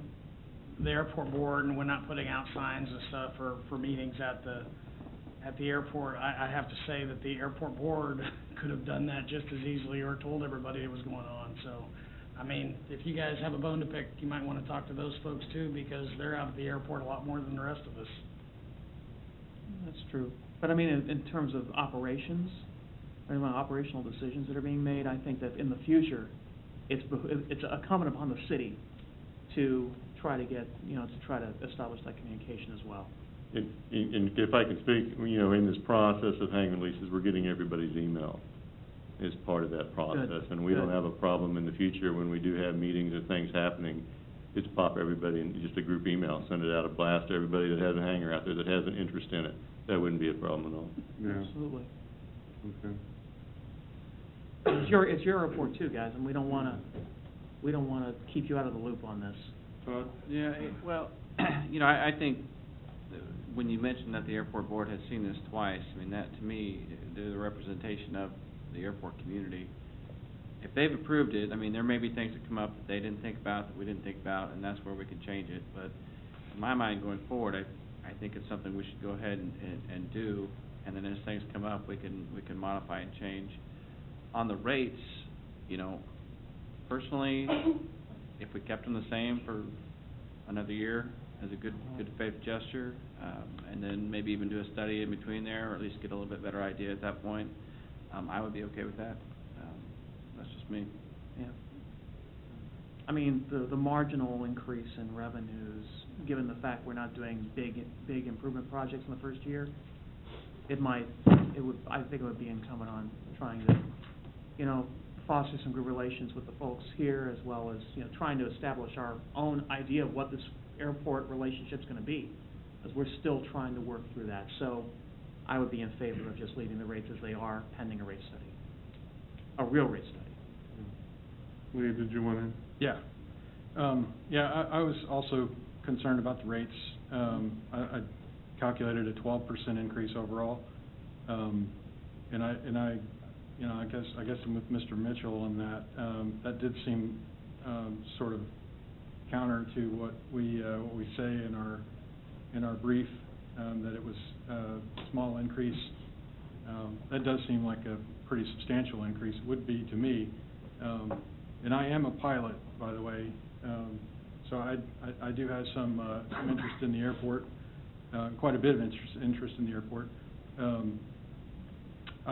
If we're going to do a rate increase, I would like to see, for one, how we justify it, what the formula is. Like to have that made public, put that out there so that folks can see what we're going to do. We talked about minimum standards for the airport, and it seems like those mostly apply to folks operating the airport, but I'd also like to see what the minimum standards are for a hangar. What's the minimum hangar configuration? Is it dirt floor and 4 walls? Is it just a roof and grass, or so on and so forth? And what the minimum standards for maintenance and upkeep, what is our agreement with the lessee as to what we're going to do in return for their rent?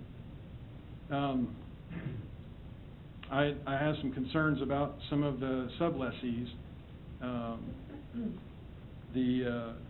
and whether or not they get some kind of priority in terms of the hangar list, because presumably some of these lessees that are doing the subleasing or subletting, I don't know what the correct term there is, But, presumably, some of those guys, they're not aircraft owners anymore. They're just hanging on to the hangar, for, God knows what reason, and they're subleasing it. The guy that's the sublessee, is the guy with the airplane actually operating out of the airfield and utilizing the facilities and buying our gas and paying his rent and all that. Those are the guys that we don't want to go away. So I want to make sure that whatever we do in terms of getting those letters out to those folks, we're paying close attention to that, and maybe when the dust settles and we find out who's going to renew and who's not, the guys that were on the list as subletters or sublessees or whatever the right word is. Ryan can help me out. Ryan, we need help him. You're doing great. Thanks. Just so that that we take care of the folks that are actually operating aircraft out of the airport. Well, in terms of the rates again, and the arguments for keeping them low, I would really like to advise the guys not to refer to this airport as a gym, because gyms are really valuable. Yeah, high value. They're very high value. My mom thinks I'm a gym. Yeah. So anyway, even though this airport is unique to the area, I was surprised not to see a comparison to Miami County Airport. Yes. In the comparisons here, it's a single paved runway with a grass strip and hangars. And I mean, it's very, very comparable to our airport, and I was surprised not to see it in here. Yeah. But it does have a automated tower and approach lights. No. No, it does not? It's got a restaurant. It's got a restaurant, that's a big amenity. Barbecue. It's not an automated restaurant either. Oh. Let's see,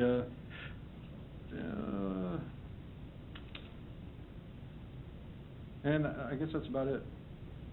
Oh, so I would be okay with leaving the rates the same also. I think, let's leave them the same for this year and then work on our formula and our strategy for going forward, and along with that, our plan for addressing the immediate maintenance needs for all the hangars and whatnot.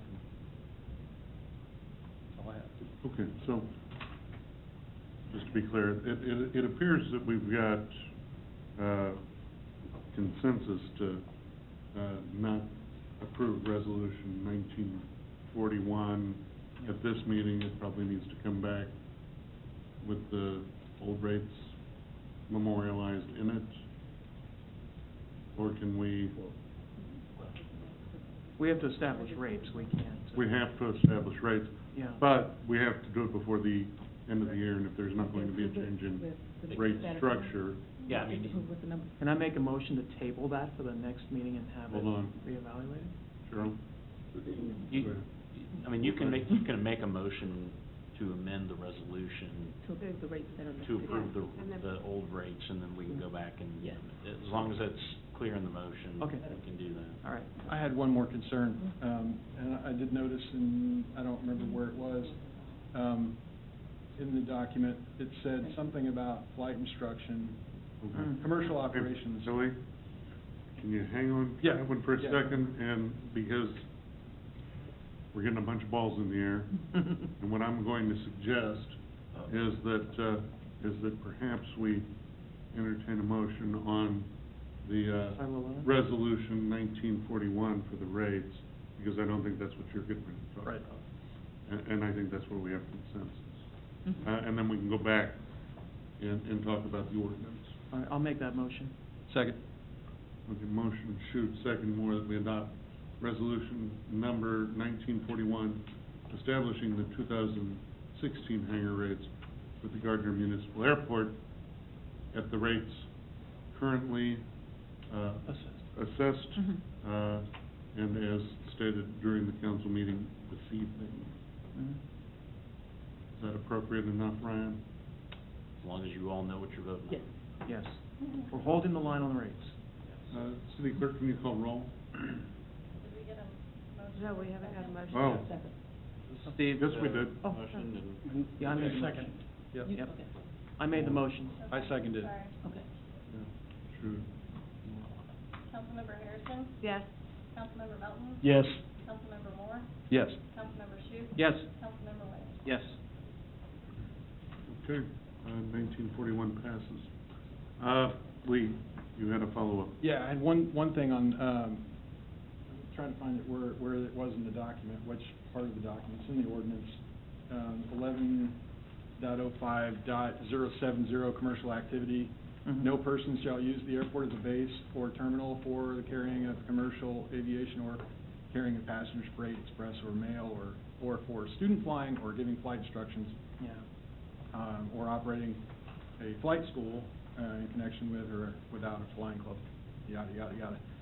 A little bit concerned about that, in that I don't want to stop someone from being able to give a biennial flight review, for example, on the airfield, or an instrument proficiency check out of the airfield.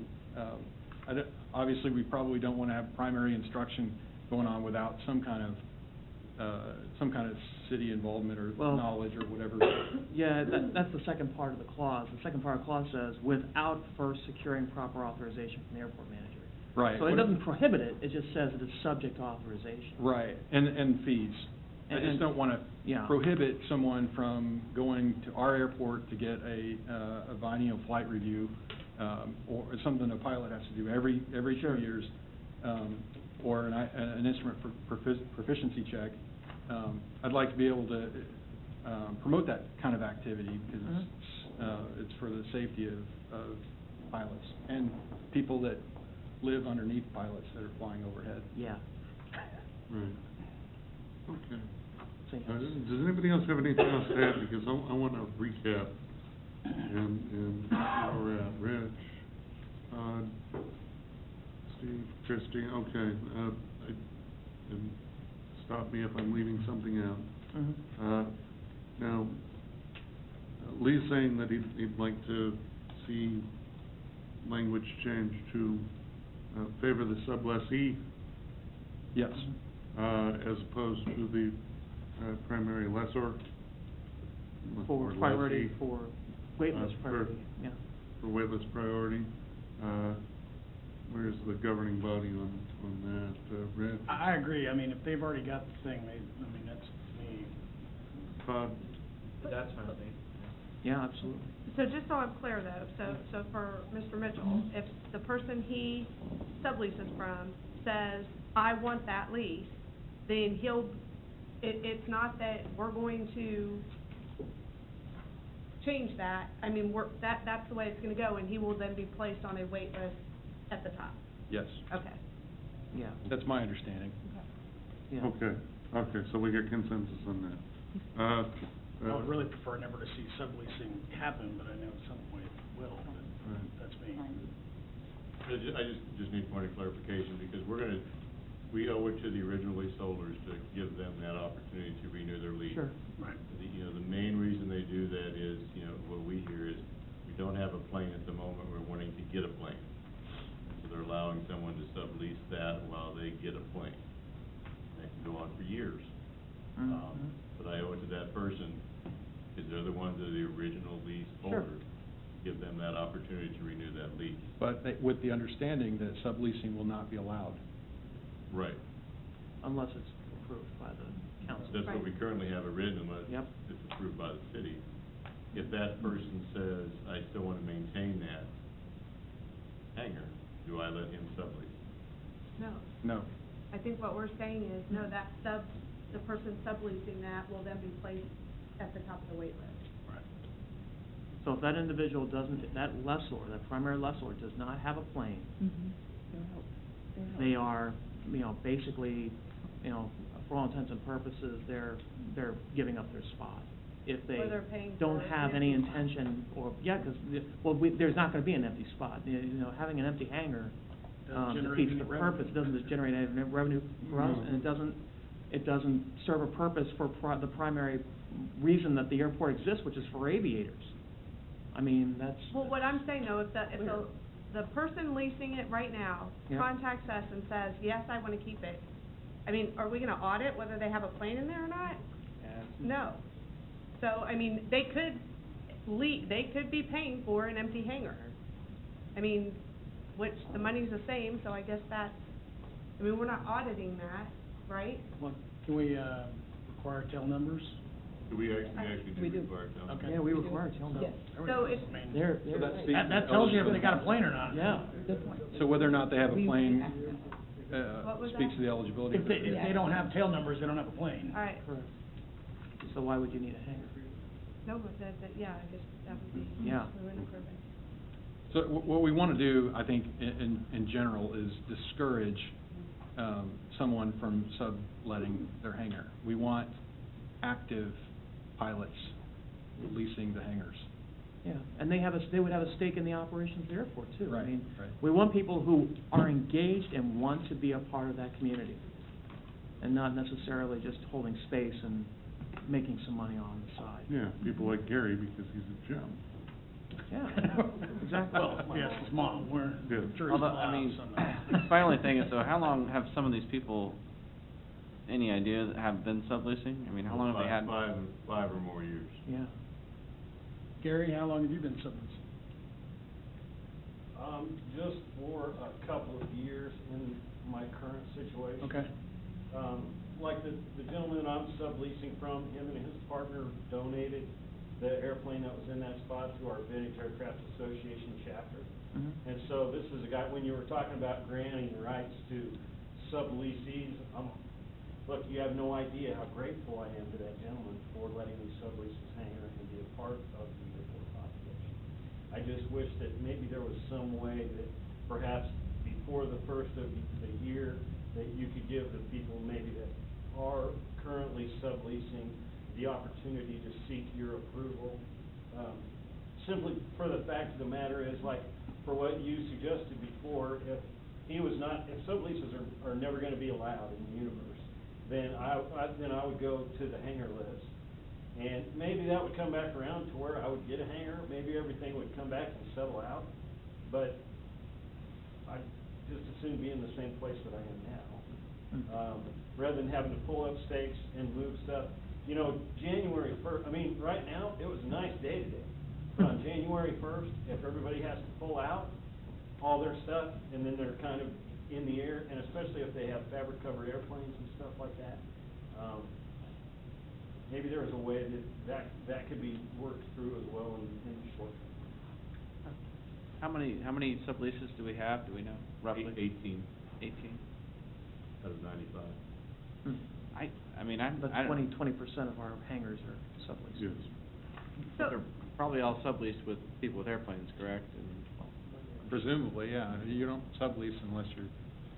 I mean, they're not flying storing cars, something. old cars and whatever else out there, are they, or we don't know? We're storing aircraft and building aircraft, some of them Mhm. probably. You know, those experimental activity out there, so. Chris, didn't mean to cut you off. Well, I was gonna say, and I mean, I guess one of the things that I would be interested in is how many of those,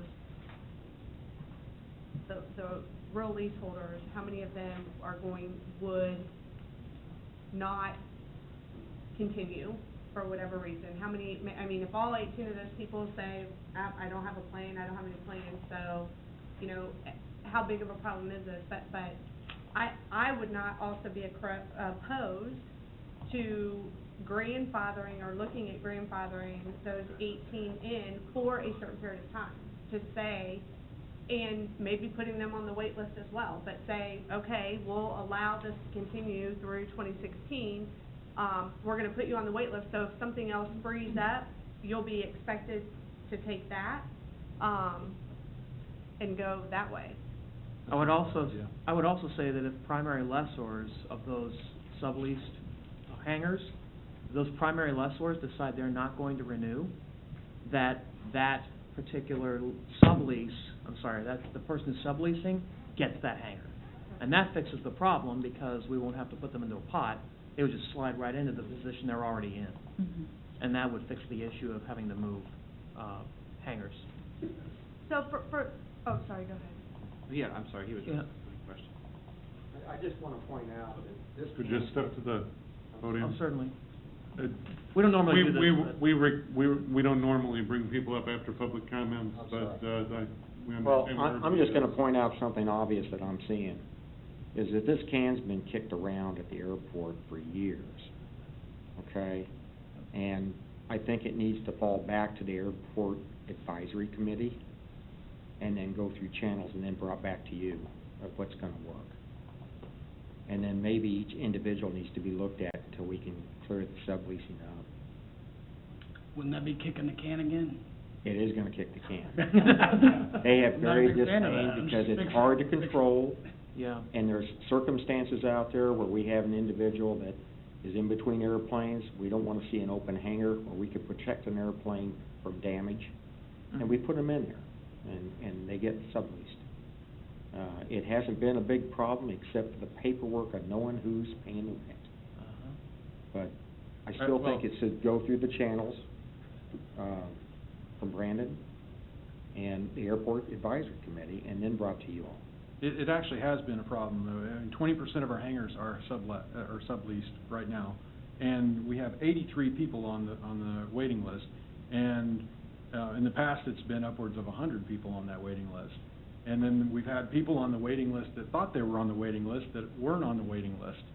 Yeah. So, the fact that there's no turnover on the waiting list is a problem. And we got They're 9 years. 9 years of wait time on there. I So, appreciate you letting me say that. No, thank you.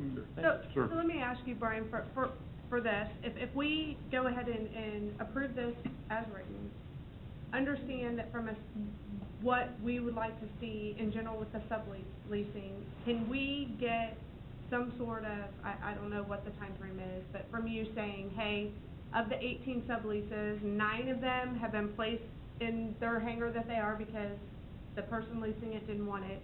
These other 9 were recommending or not recommending that we allow them to be grandfathered in, put them on the wait list, and make some recommendations regarding that. Yeah, I mean, we'll start working that, tomorrow. Okay. And I don't have a problem if you wanna give kind of a 1-year, we work with the 18 original leaseholders. I think that'd be a great And idea. just say, you know, that, there's gonna be a transition in 2016, at the end of 2016, we will not allow subleasing.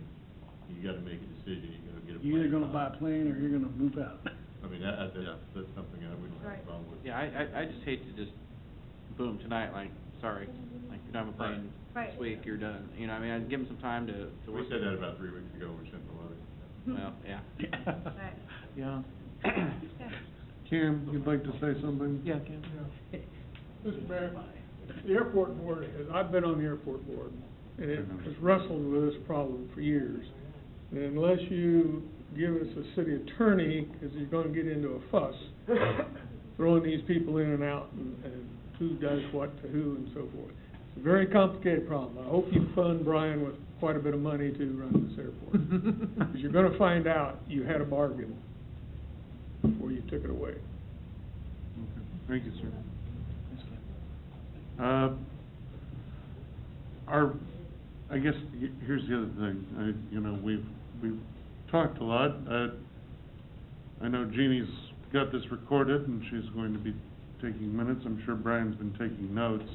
I'm wondering if maybe we should be tabling this, let the airport board see it. They've got a meeting tomorrow, correct? Yeah. Actually, they don't have a quorum, so this afternoon, canceling the meeting.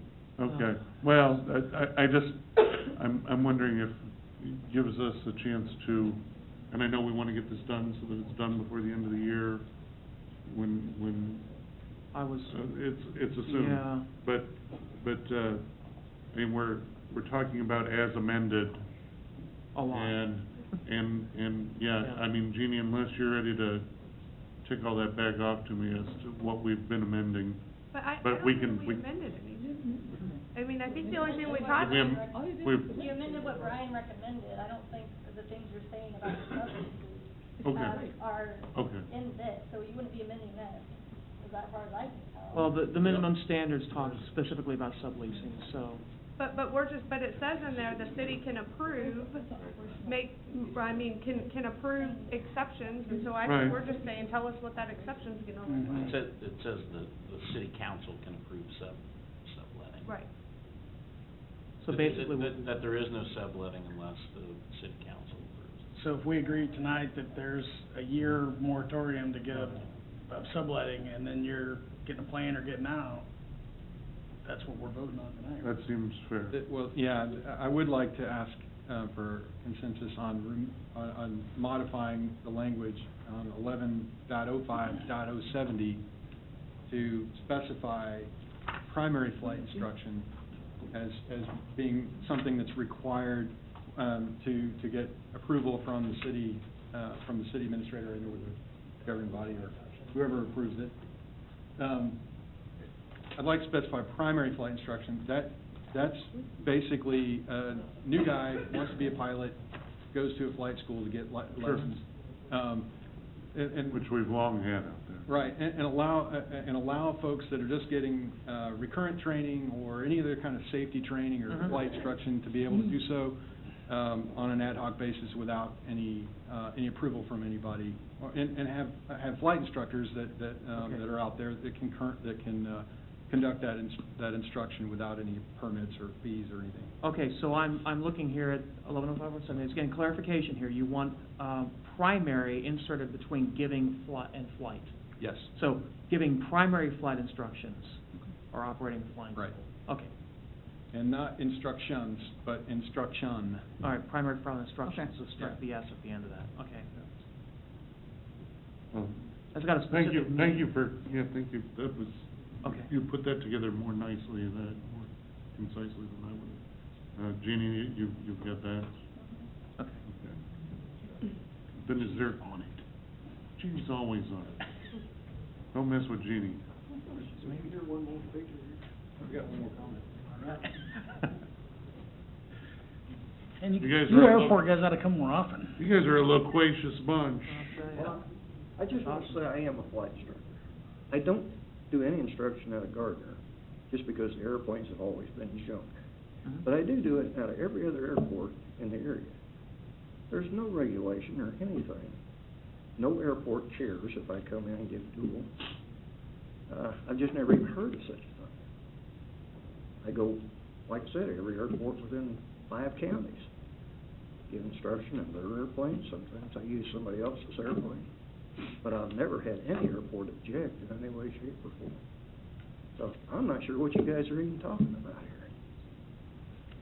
Just my comment. I kind of had the same Well, I feeling. can appreciate that, Jerry. I think we've gotten there, though.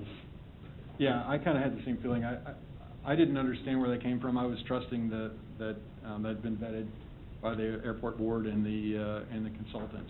So Well, there was probably some legal reason why we had that, and maybe other airports do have that in place. Gary, Nobody knows Gary, about. really? You're raising your hand, I suppose, but, you've been here. Let's, make sure you're adding something to the conversation. If you would simply add the language, in accordance with applicable federal regulations, that will solve all your problems.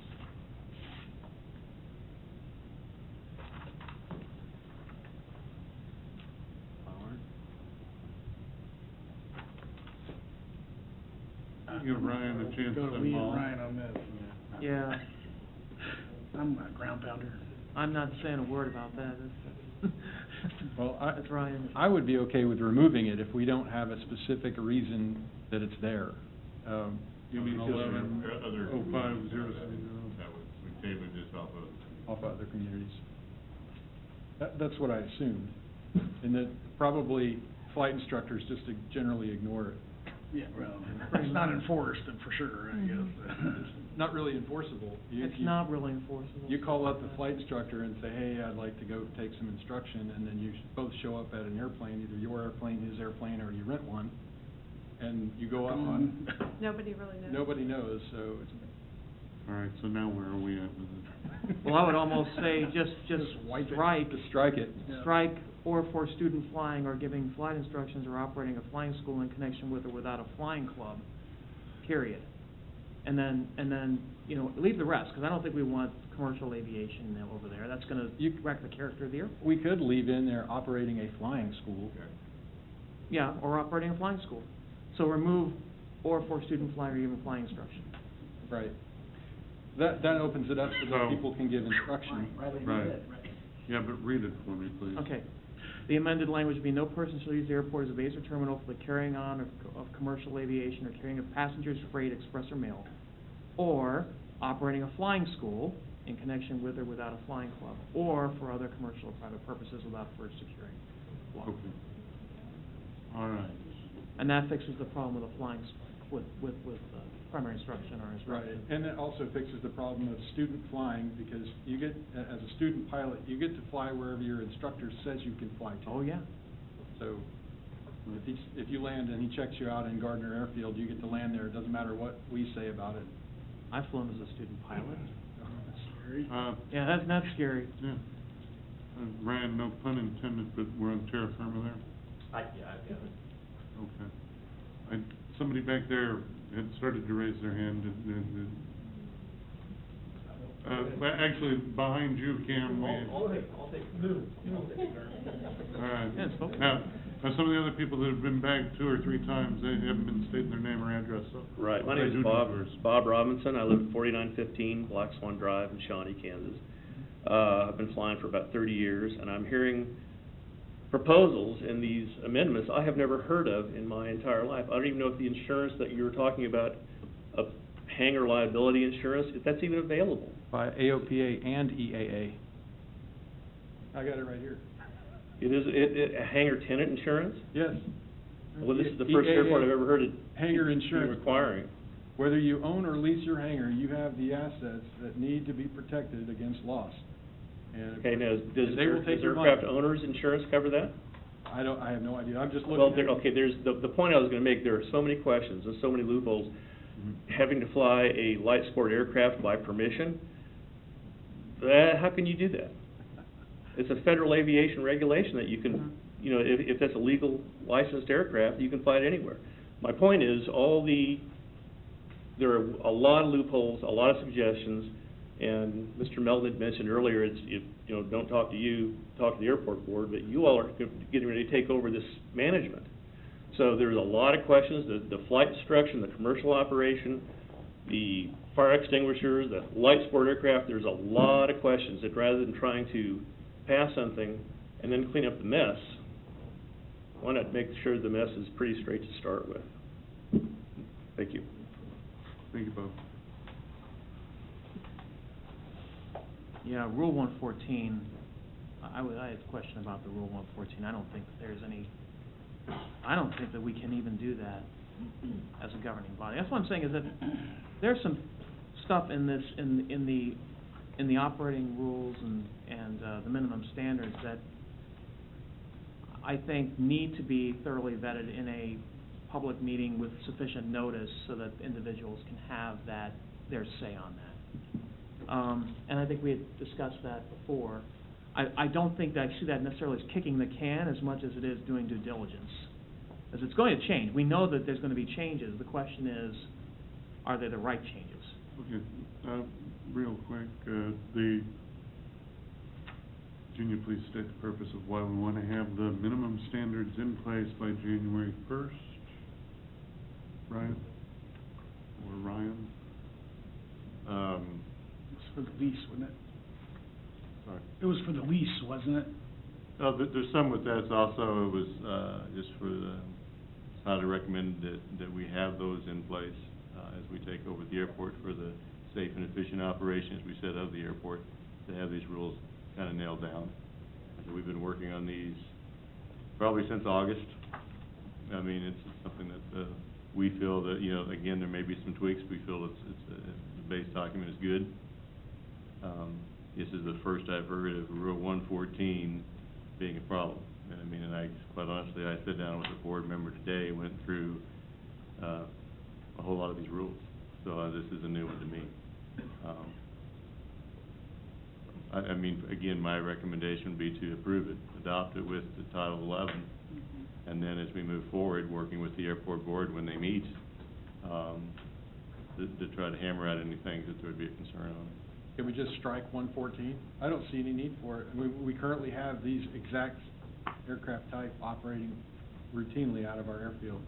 You have had And have, 25 years. yeah. Right. 50 years. For a few decades, yeah. Yeah. I mean, I personally know a couple of guys that fly powered parachutes. Yep. Light sport aircraft, ultralights, and experimental aircraft, that's what our airport is, Yeah. a lot of it. Yeah. I wonder if a lot of these regulations are in place in other airports, they've just. Not enforced. They Some haven't of them been are, yeah. publicly vetted, and so people just aren't aware and aren't enforced. I mean, Yeah. And also, I think we also need to understand Gardner, I think, it was called a gem, but I mean, it's unique. It's a unique airport. I wouldn't necessarily call it a gem, because then we'd have to raise the rates, but it is a unique airport. It's a and it's not Vinland. It's not so small, and, you know, so, I mean, those are open hangars with grass in them, for the most part. We have some of the amenities of a general aviation airport, but we have the feel of a small community airport. And I think that that's something we want to preserve, but we don't want to, we also know that we're going to need to have some operational procedures. Personally, I don't have a problem with approving Title 11 and holding off on the minimum standards until, because we've been working without minimum standards anyway. Holding off on the minimum standards until they get thoroughly vetted and approved by the aviation board, the advisory board, and with input from the aviation community that's out there. I think that's the perfect solution. Okay, and I'll counter that the airport board did review these and approve them. So, and there were people in the audience that were there. So, I mean, whatever Well, you and like. actually, you know, in the interest of not kicking cans, I do think that as amended, 110570, I think met the smell test for the entirety of the council. Is there anybody that's got a problem with striking Rule 1-14? I don't have a problem with that at all. I mean, that's, you know, I can't imagine that Doc knows he can't fly his little parachute light aircraft with the dog, so Yeah. I'd have to live with that. Well, I think, but 114 here's- puts some additional onus on the person who's operating the aircraft to basically register it with the city and have approval by the city, and personally, I don't think we can enforce that. But the rest of this is that, you know, I think that, we amend ordinances. We remove them and change them. All the time. We're good at And I think that if we want to move forward, and if we want to have minimum standards, it's just my recommendation to, adopt the ordinance, bouncing 114 and making the amended changes, and we can come back and with the airport board's assistance, make some changes, you know, in future meetings sometime after the first of the year. Everybody's sitting down, right? I'm gonna agree wholeheartedly with the mayor and just say, let's Boom. get this done. I know. Let the airport board come back and look at it, amend, we'll do whatever. We can look at it again, but let's get something done with our time this evening. No, I agree. So, I'm just looking to see if there's anything else that we need to strike while we're striking. Yeah. While the iron's hot. well, that's all true, but there's, you know, we can warm the iron again, you know, as soon as the airport board gets a look at some more of these. I think the lowest hanging fruit was 1.14. Mm-hmm. Okay. out of the minimum standards. The rest of it does seem fairly innocuous. So, Jeannie, the changes to 11-570, the commercial activity, and the striking of 114. So if I say as amended, Well, you there's know that. also the striking of 5-2C. 5-2, okay. Brian recommended, and deleting the word Vikings from And 5-2A. 5-2A, okay, Correct. yes. So as The amended insurance means all those. We got it. Yep. Got it? And change. And changing subsection B. Okay. And the hangar insurance clause? And 114. 5-2C. Yeah, 5-2C is gone. And And 5-2A 5-2A has one word. Lightning. Yeah, Yes. struck, Yes. lightning, struck. I should. So, anyway. Did we, before, I'm sorry. All right, Lee, his iron is out. I just would like to know if we have thoroughly researched the tenant insurance requirement. I mean, have we looked at how much that's gonna cost for tenants? I mean, do we know that, if we put this in place, and then we find, and then these guys go out and shop around for their insurance and find out it's $4,800 a year, I think they're probably all gonna go to Miami County or wherever else they can find hangars. And to answer the question, no, we did not call around and see what this would cost the average leasee to do. So. Because it depends on your plan, wouldn't it depend on what they have? Right, and again, talking with people on the board who know airplanes, you know, that was a discussion today about these limits. And they felt these limits, they were thinking it was $1 million. And I assured them that, no, that's only on the skydiving part in chapter 6-12. This one is 100,000 and 200,000, and their comment back was, anybody that has an airplane ought to be able to have that. I mean, And we're talking Dave Hayden, Yes. Bill Rose. Yes. That, you know, when I have a question, that's who I go to, and. Sure. And why wouldn't you? I would recommend that we get rid of this for now, set it aside. Because if we can go back and revise, let's go back and revise to add it back in. After we've researched it, after we're sure that we're not, Pricing people out. we're not pricing people out of the airport. Well, no, not with no insurance. Ryan? A bit of a reservation on that. The leases, we've already provided notice, are gonna,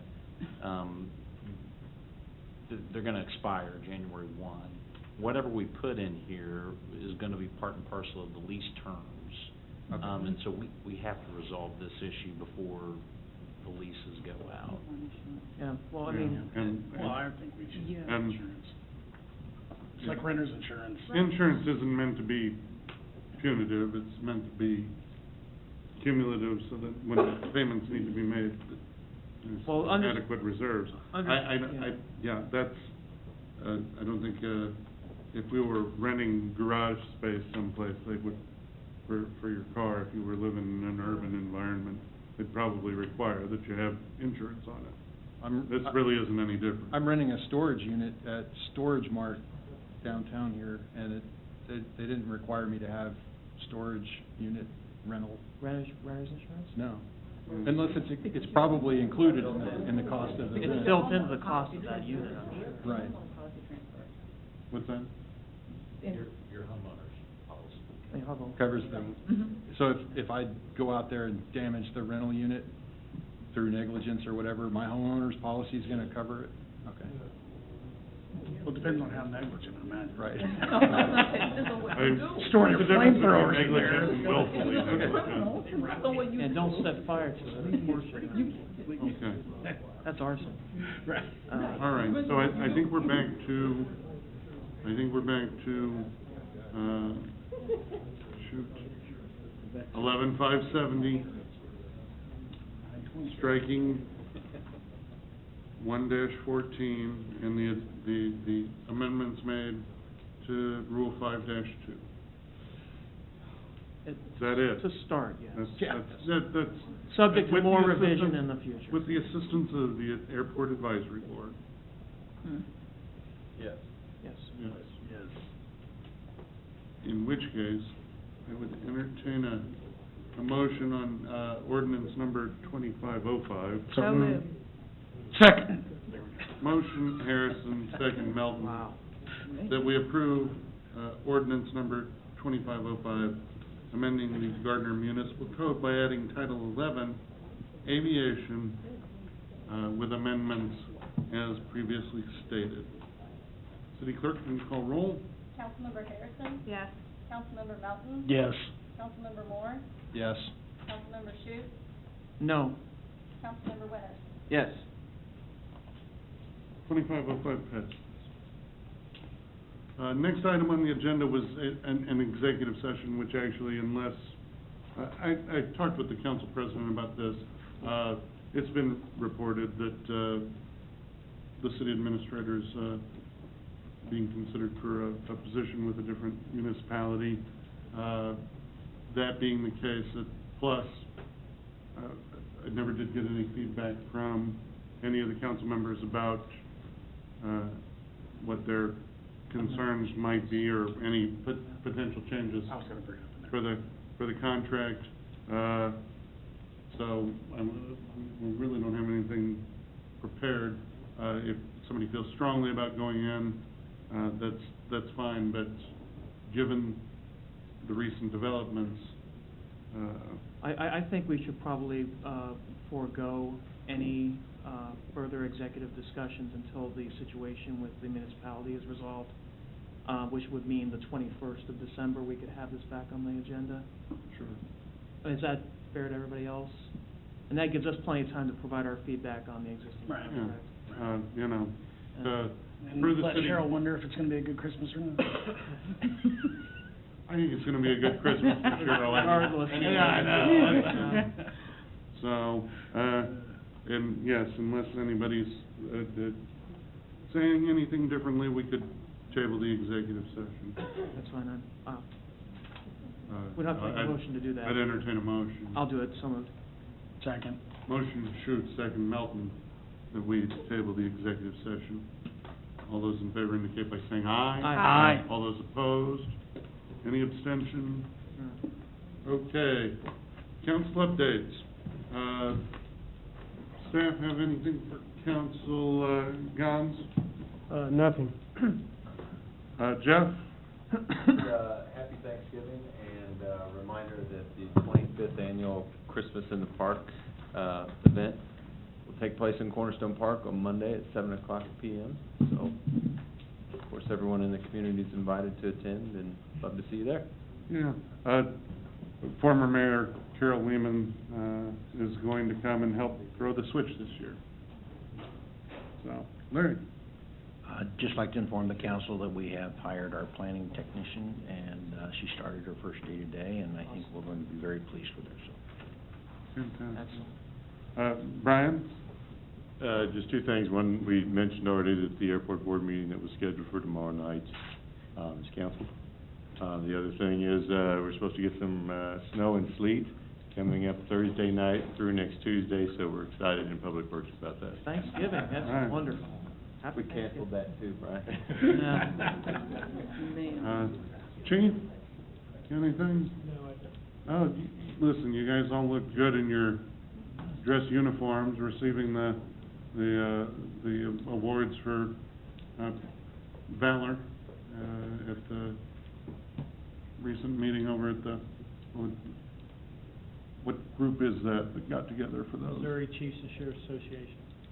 Gardner was well represented, especially among our Johnson County agencies. Well, fantastic. All right. Jeannie? Laura? Where's the budget and then let's go? So, They went around this way. They're all signed. They're all fine. They're all signed. Yeah. Holding them hostage. Ryan? I'll get them in a minute. I'll make it pay for it. Cheryl, I know you've got, More light. something.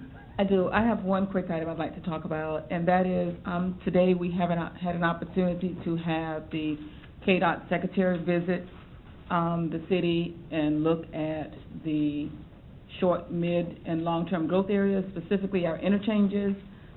We had an opportunity to go out with him and visit and talk about kind of priorities based on this council's direction. in the economic development activities that we've done over the past year.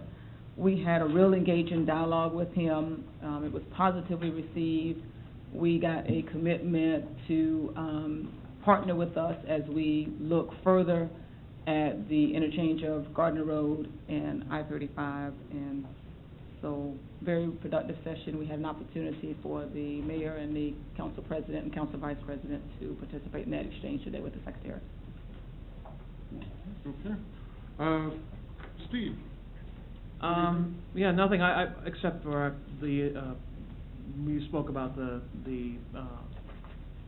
meeting with Secretary King and Jerry Younger, who's also a senior member of staff, and then they also brought their CFO, their chief financial, their financial director for, anytime you see that kind of group coming together, that means there's a commitment, and they're willing to make a commitment to us, and we let them know what the situation was with Gardner Road, and they are pledging to be active participants in that partnership, and I know that there's a whole lot of people on the south side of Gardner that would love to see that that interchange redone. A lot of safety issues there, and we'd love to be able to have kids walk to Nike Elementary at some point in the future, or ride their bikes, which they cannot do right now. So, yeah. So I appreciate it, and you know, for the record, I want to thank the KDOT folks for coming out and really actively participating in those discussions. It was a really good time. I've got nothing. Christie? I've got nothing. Lee? I'd just like to invite everybody to come to the next Streets, Sidewalks, and Stormwater Advisory Committee meeting on December 8th, and where we'll be headlining our newest member and initiating him properly, Mr. Jeff Corday. Thank you, Mayor, for his appointment. Yeah. Okay. That's on December 8th. That's Tuesday following the next meeting. Rich? I had a quick follow-up. We originally did the salary increases for staff, and then we were supposed to be at a 6-month interval. There were supposed to be some changes, additions for like police officers and who didn't get enough of an increase initially. Do you remember those discussions? I wonder where we're at with that. No, we actually talked about that as an option, but we didn't commit to going back and redoing that. Okay. As part of that council discussion. When the consultant presented it, they said one of the options for being able to close the gap would be able to look at perhaps a 6-month or a 9-month option. But we didn't make, governing body didn't make a decision. I know we're losing people because we're not competitive in the market. We're just doing all the training. I mean, we're doing all the training and. Well, is there a possibility, we do have and I don't know the exact amount of the general fund balance that's coming free. Is there a possibility we could do some sort of an evaluation, you know, a midstream evaluation to see if we can allocate some of those additional revenues? I think it would be beneficial for the city. You want us to look at it? We can take a look at what revenue we have and what it would take to be able to do that. We are at the annual evaluation at this point. So there may be some options that you want to take a look at, since we are at the annual evaluation. Right, we are, you might want to look at market in addition to, merit to be able to do that. So that may be something you want to consider at the next council meeting. I think it would be a good idea. I think it'd be good. Okay. Let's make sure that if we're doing that we're also, maybe getting some information, and maybe Alan can help with this about, I'm not sure if he's still here or not. No, I think he's about turnover rate and how it compares to industry average and maybe across the metro area. And not just against all cities, but against other cities that are comparably sized. Okay, sure. Can we also, Cheryl, as part of that, because as part of that discussion that we had, the next step was going to be looking at classifications and reclassifying some of the, more technical positions, so wastewater treatment plant 1, 2, 3. Can we get an update on that work and where that kind of fits into this? We're actually bringing you an agenda item for approval at the next meeting on career ladders. So we are going to be looking for some action from you at that meeting. Great. that's, Okay. be time limit. That was the piece we were You're, missing, so. you're so intuitive. All right, unless anybody else has anything, I'm going to just take a moment and say, you know, it was great to have Secretary King here and his staff, and we're glad to have him, and I want to thank him for coming. But, and I'm sure that, the council president and vice president can back me up on this. We hosted him a couple of years ago, and it was a real nice visit. But there was a lot of stuff that they were hoping to see, more planning, more investment on our part and by partners in the community. What we presented today, you know, Yeah. Cheryl, Brian, his staff, whoever the guy is that we've hired for GIS, because those maps today, wow, Very nice. fantastic. Yeah. It was an excellent product. I think that it showed very well, and the fact that we completed so much of what they talked about the last time, between then and now, I think made a distinct impression upon them. So, you know, kudos to, and all those things that Cheryl was talking about during the growth management strategy talk were all things that we highlighted, and this is all mostly stuff that we've done over just the past couple of years. Yes, it is. And this is the kind of thing that got the attention of the Transportation Secretary today. So, as much as today was the Cheryl and Brian show, I mean, it was a group effort for all of the city staff that's been involved I in agree. the project, so. I just, Don't well- leave the finance well staff done. out either, because they've been doing a lot of work behind the scenes in terms of funding capacity. Yes. I mean. Well, she's my favorite finance director for a reason, and not because she's the only one. And she knows that. Yes. Anyway, before I start trying to crack wise again, I'd entertain a motion So to moved. adjourn. Second. Motion Moore, second Melton, that we adjourn. All those in favor indicate by saying aye. Aye. All those opposed, any abstention, will stand in adjournment.